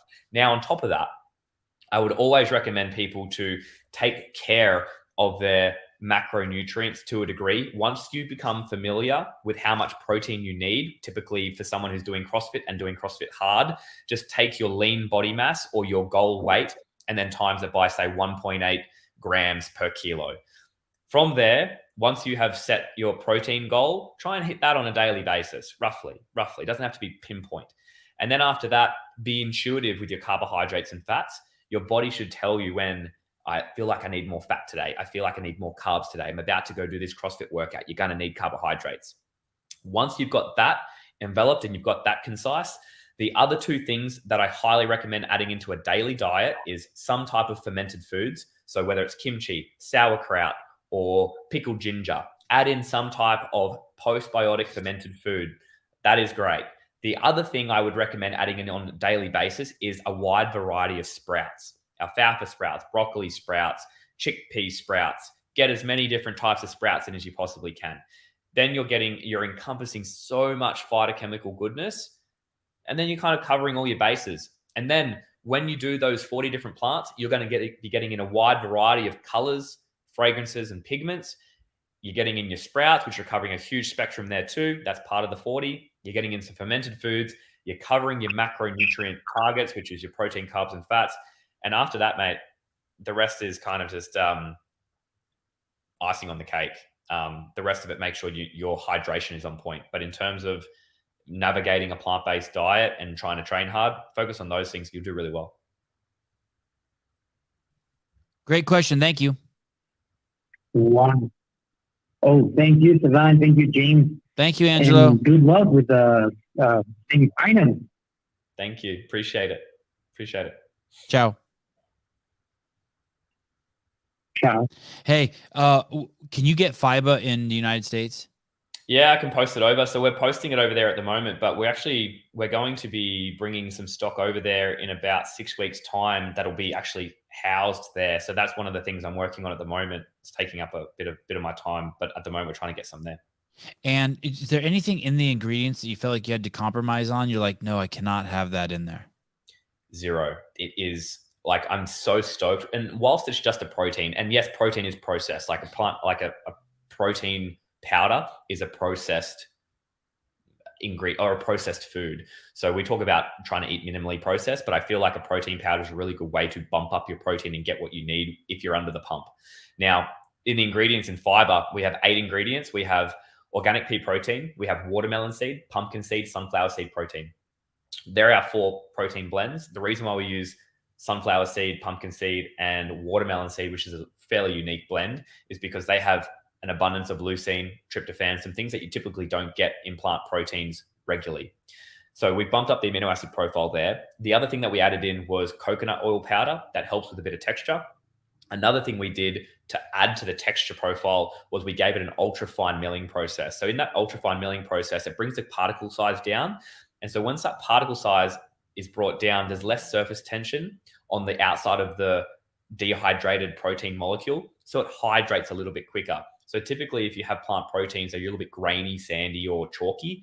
That's because they haven't been ground fine enough and typically are quite hard to then rehydrate. So we combated that with an ultrafine milling process. The other thing that we have in there is a thing called gut matrix, which is a combination of a prebiotic aloe vera glucosamine fiber. We also have in there 3 probiotics, and those probiotics were rhamnosus, plantarum, and lactus. We fermented those together in a fermentation lab here on the Gold Coast. That generated a bunch of really cool enzymes, short chain fatty acid compounds, all the postbiotic chemicals. And then we also collected that with the pre and the probiotics, put it all back into the protein, and then we sweetened it with a bit of stevia. It seems like you could have cut out that last part just and made more money. It seems like the stevia. No. The fermented. Yeah, like it's cool that you're like. I'm just saying it's cool that you did that. Like you could have just cut that part out and been like, "Fuck that, it's too expensive." Well, the key factor here is when I was looking at the foundations of a plant protein that I really, really wanted was amino acid profile, taste, texture, digestion, and the digestion part. Yeah, you kind of went the extra mile. And that's the key, because I don't want to make a product that I'm not passionate about. I don't want to make a product I'm not willing to use myself or want to use myself. I want to make products I want to use. And everything that we're looking at now in terms of performance, mental clarity, how to turbocharge your life to feel happy and excited, it all stems from a healthy gut microbiome and the surrounding factors around that. So if we can have a positive impact on the gut whilst we're taking a protein powder, yes, why the hell not? So adding gut matrix in, which is a formulation or an ingredient, an invention that Matt created, that was something that we're just like, yes, this is going to make people, whilst it's a very expensive ingredient for us to add, it's one of our most expensive ingredients in there. It's actually like per kilo is way above anything else. It is expensive, but it is good for you. So why not? Absolutely. You said you're adding 3 new products. Is it flavors you're adding? So we have a new flavor coming, which is going to be a strawberry plant protein. But we have 3 other products coming too that are a little bit different and unique, that cover some other different bases along the way as well. Interesting. Yeah, they're pretty funky. They're pretty funky. Why do you say that? Can you tell me anything about them? Yeah, I can give you a bit of a lowdown. You'll actually be the first podcast to hear it. Okay, so good. have 3 new products on the way that will be coming out hopefully in the next few weeks. We have one that's called, so it's in the greens powder space. So it's a phyto blend, but it's not green. It's brown, and it's called Super Browns. So it's a little bit of a play on words. Obviously, brown is not the most appealing color, but we also don't believe that why ever was green, given this pedestal to sit on as the healthiest color. We believe in a wholesome variety, a rainbow in the diet, and that includes green, that includes purple, that includes blue, yellow, red, brown, all of the cool stuff, all of the stuff that is going to invigorate the gut microbiome to do good stuff and to help create these really cool postbiotic materials. And that includes things like diatomaceous earth, that includes things like mineral pitch, that includes things like pine bark, oak bark, flowers, peels, watercress. It's got astragalus, ashwagandha. It's got all these really cool compounds that have been shown to add to somewhere. It's a whole body tonic. So it's not just a greens powder that you can just have and then you can replace your broccoli. It's something that's just going to be the icing on the cake or an insurance policy to an already good diet. And again, these supplements are the 1%. You need to be getting your bulk of your sustenance, your nutrition from your food. This is just an added bonus that you may not be getting in a modern day diet that is depleted of vitamins and minerals. This is just an added bonus. This is something you can add to it to spike that up and to get these really cool compounds happening. Things like schizandra and pomegranate, things like, what else have we got in there? There's a million and one things. Some things like maca is in there too. So you're getting a really wide variety of phytobiotic chemicals in here, which is super, super cool. So that's the Super Browns. That's a very fascinating product. And that's the first of its kind because no one's really gone down that path. People do a reds or a greens or a yellows, but this is all together. Another really cool product that we're doing is going to be a non-stim pre-workout or a pre-trainer. I actually would prefer to call it an energy tonic. It is an energy tonic, and it is a really funky blend of things like schizandra, pomegranate, tributrin, so postbiotic butyrates. We also have some citrulline in there. We also have some mineral pitch in there as well. So this is the. Is there caffeine in there? There's no caffeine. So I like to get my caffeine from my coffee because I love coffee. Sure. So yep, I'd rather do an espresso or a piccolo or something like that. So you can also add this. If you wanted to add it to your coffee, you could have it alongside your coffee. You could add it into your coffee. You could also add it to your pre-workout. If you love a pre-workout that's going to give you a buzz, you can mix it with that. So a bit of an add-on. And it'll just help it work better because the idea behind Yeet Perfect, it's called Yeet Perfect, is to stimulate mitochondrial biogenesis. So things like pomegranate have things called elagitannins, which are down the fermentation pipeline create things like urolithins. And urolithins have been shown to help encourage the mitochondria to produce more energy warehouses per cell.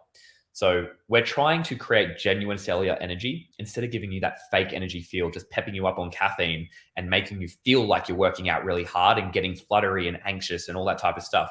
We're already stressed as it is. So we don't want to put more burden on the adrenals and that type of fight or flight stimulus. This is something that you could take as a daily energy tonic to promote cellular health, but you could also double dose it down and go and do a wicked workout with it. And it's going to promote genuine cellular energy and help to enhance that redox pathway and help to drive that unused burnt fuel or that burnt fuel back into the Krebs cycle to reinvigorate it and go again. Now, that's another really funky product. So that could be used as a longevity tonic and a pre-trainer as well. It seems like you're going to have to educate people. Oh, I have so much content just ready to dish out. I've got hours of footage on all of this stuff. They're just sitting there in a bank waiting to go. I just need to collate it and to distribute it properly when we pull the trigger. But the last one, I don't need to touch on the last one for too long. Please. No, please. It's a really cool, it's a gut only tonic. It's actually gut matrix as almost a standalone, but it just comes with some organic baobab fiber. So just something that's going to increase organic ball bag fiber. Baobab fiber, yeah. Baobab. Yeah, baobab fiber. And like the tree in Africa? That's the one. Yep. That's it. No shit. So basically if you haven't seen this tree, this might be the most beautiful tree in the history of the planet, maybe with the giant sequoias, could rival. This is the craziest tree you've ever seen in your fucking life. Look at that Kenu, the baobab tree. Do you have those in Australia? No, we don't have them in Australia. We have to get it in. But I tried to grow one here in California. I couldn't. I was unsuccessful. Wow. Well, they actually have a really beautiful fiber that has been shown to really turbocharge our gut microbes. They feast on it, and then they create all these really cool compounds, which we're trying to implement and trying to get the gut microbes to do. We want to be able to feed them and turbocharge them. And when we find we turbocharge those gut microbes, all these fascinating things are happening to the body. So it's like still an early space. We don't know everything yet, especially me. But it's something that has been looked at. It's going to be studied a lot more. But in terms of, and that's going to be called Florafuel. So Florafuel with a PH. And that's basically just a gut tonic. So if you just want to, give your gut a little bit of a hug, take some Florafuel. It's good. Sir, you think he was saying banyan tree? I think are you saying banyan or baobab? It's baobab. Baobab. Yeah. Okay, we call it baobab here in the state. Yeah. Crazy. Yeah, dude, I'm telling you, I spent a shitload of time in Africa. Those trees are blow your mind. Yeah. Blow your mind. It doesn't even look real. You're in a Dr. Seuss fucking land, and they're massive. Exactly. It's a Dr. Seuss tree, and it's it's two different. Yes. Yeah, two different things. Yeah. Baobab. BAO. Banyan's like India. Sorry. I think I saw a lot of banyans in India. You done a lot of travel everywhere. Yeah. I love it. I freaking love it. The banyans. I think it's that's funky tree. I think I've also seen something like that in Southeast Asia and Vietnam. Yeah. Yeah, it's all India to me. I when you said you were my 30s, I just traveled all over the world, like working, making films, and I went everywhere. It's like from 30 to 40, I just went. I went to horrible places. Yes, thank you, Bruce. Yes, as everyone knows, thank you. Listen. I'm like a broken fucking record. These guys know all 7 continents, 49 states. Yes, took the Russian icebreaker to Antarctica. Yeah, all that. That's awesome. You know what I filmed? I filmed this movie called Desert Runners. And it took place in you might have you heard of the 4 Deserts Run? No. These people run across the Atacama in Chile, they run across Antarctica, they run across the Sahara in Egypt, and then they run across what's the fucking one in China? What's the desert in China? Anyone? Gobi, the Gobi. Oh, the Gobi Desert. Yeah, anyway, that was one of, and so I just thought maybe you'd know it because you're a runner. It's one of those horrific runs that I don't know why you have to carry all your food and shit with you, and it's like a 10-day run. It's Gobi. Thank you, Clark. Well, I think I want to but at the end of the year, I think I want to go to Edinburgh and I think there's 100 miler in Edinburgh, and I've never done an ultra. I've never done anything longer than a marathon. I've done a handful of marathons, but one of the guys there was just like, man, you should come over and just have a crack. His name's Fergus Crawley. He does a bit of stuff too in the hybrid space. And he's like, mate, just come and do your first one as 100 miler. He goes, we'll do it together. I was like, yeah, that sounds like a blast. So you want to hear something crazy? That movie premiered. Guess where? Australia.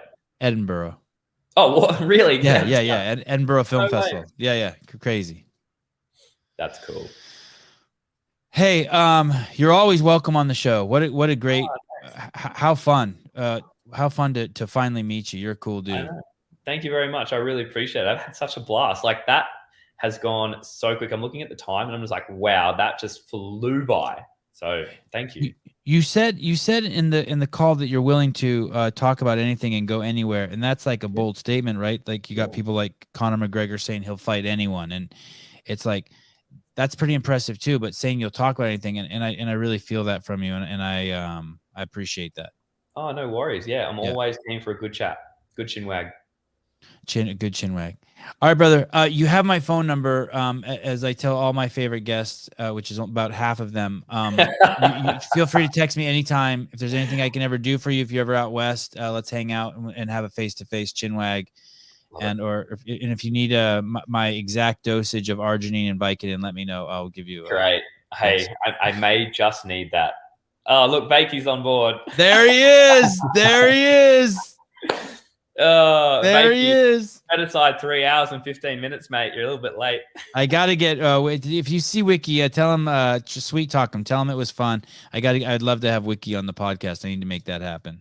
Yeah, he would have a blast on here too. Yeah, he definitely should. He's probably been editing some of my because Bakey films my podcast for me as well. So he's probably been doing some podcasting for me the last 3 hours.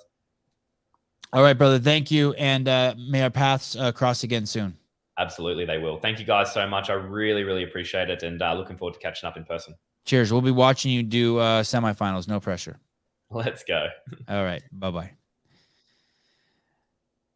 Vikey. Pronounce Vikey. Okay, fine. Vikey. Jeffrey Birchfield, thank you for being here, James. Appreciate the chin wag. Look at that, accommodating his English. Sevan, have you seen the Training Think Tank podcast with Brent Fikowski? No. I think I need to invite Brent on the show. I invited him once before, and he said he would think about it. And I feel like there's some hostility between us that shouldn't be there. I feel like I should he should give me a chance to be nice to him before I die. I'm old, so it's like my dying wish. It's kind of true. It's like that's like the sentiment of what I'm saying is true. That the actual story is a fucking lie. But yeah, was it good? Okay, I didn't even know they had people like that. He just came down for a training camp, I think, and so they interviewed him. Yeah, it's just weird between me and people because I'm kind of I'm so opinionated. And it comes across like I told my friend I didn't like weddings. I thought they were stupid and tools of the man, and he's like my best friend, and then I didn't even get invited to his wedding. I was like, fuck, I wish I wouldn't have said that to him because I really wanted to go to his wedding. I fucked myself by having that opinion. Eccentric, I don't know. Not really. I told you I don't like the Cheerio. I'm just normal. I want to try that stuff too. Gemma. That was the mom's name in Sons of Anarchy. Gemma. Wasn't it? I've never seen that. I have no idea. What time is it where you're at, Caleb? Almost 1 in the morning. Oh, fuck. Did you get in trouble from your wife for being up this late? No. She's cool. All right. She's always gone anyway, so it doesn't matter. All right.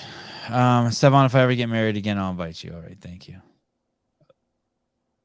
Okay, everyone. Thank you for coming on the show. Caleb and I will be here bright and early. Do you work tomorrow? No, but I don't know if I'll be here. I'd like to invite you on the podcast. Oh, tomorrow's Saturday. Mm-hmm. Oh, 7 a.m. All right. Are you going to watch UFC this weekend? Max Holloway and that English guy, Allen. That's going to be an insane fight. Yeah, I'll probably watch it. That's going to be insane. By the way, everyone, that's a free fight. And Max Holloway's unfucking real. And this guy he's fighting is new. It's gonna be unreal. I've become notorious for falling asleep on the co-main event. So you have been? Yeah, so we'll see if I make it. Do you have a nice chair? No, I just end up laying down and watching it, and then I'm just out. Caleb does what he wants. Ooh, so Caleb does what he wants. Well, thank you. One fucking guy called in from Bolivia. Thanks for the help, you dildos. Thank God James fucking talks. Thanks for the help. I feel like they don't want to interrupt.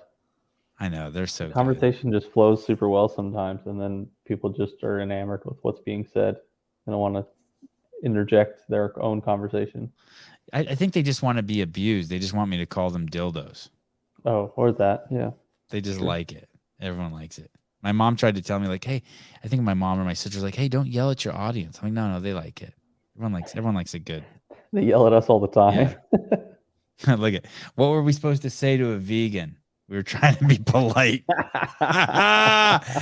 Oh my God. That's great. Yeah, there were some pretty nasty vegan comments in there. Jesus. The show is 3 hours, asshole. I understand. Look at Caleb. Why are you being so mean to me? Okay. Love you guys. See you tomorrow morning, 7 a.m. Pacific Standard Time. Usual topics of fun, racism, abortion, all my favorite topics. We'll make sure to cover them. Trannies, loving people, wisdom, why Jesus hasn't spoke to me yet, things like that. The usual morning show. All right, guys. Talk to you later. Bye-bye.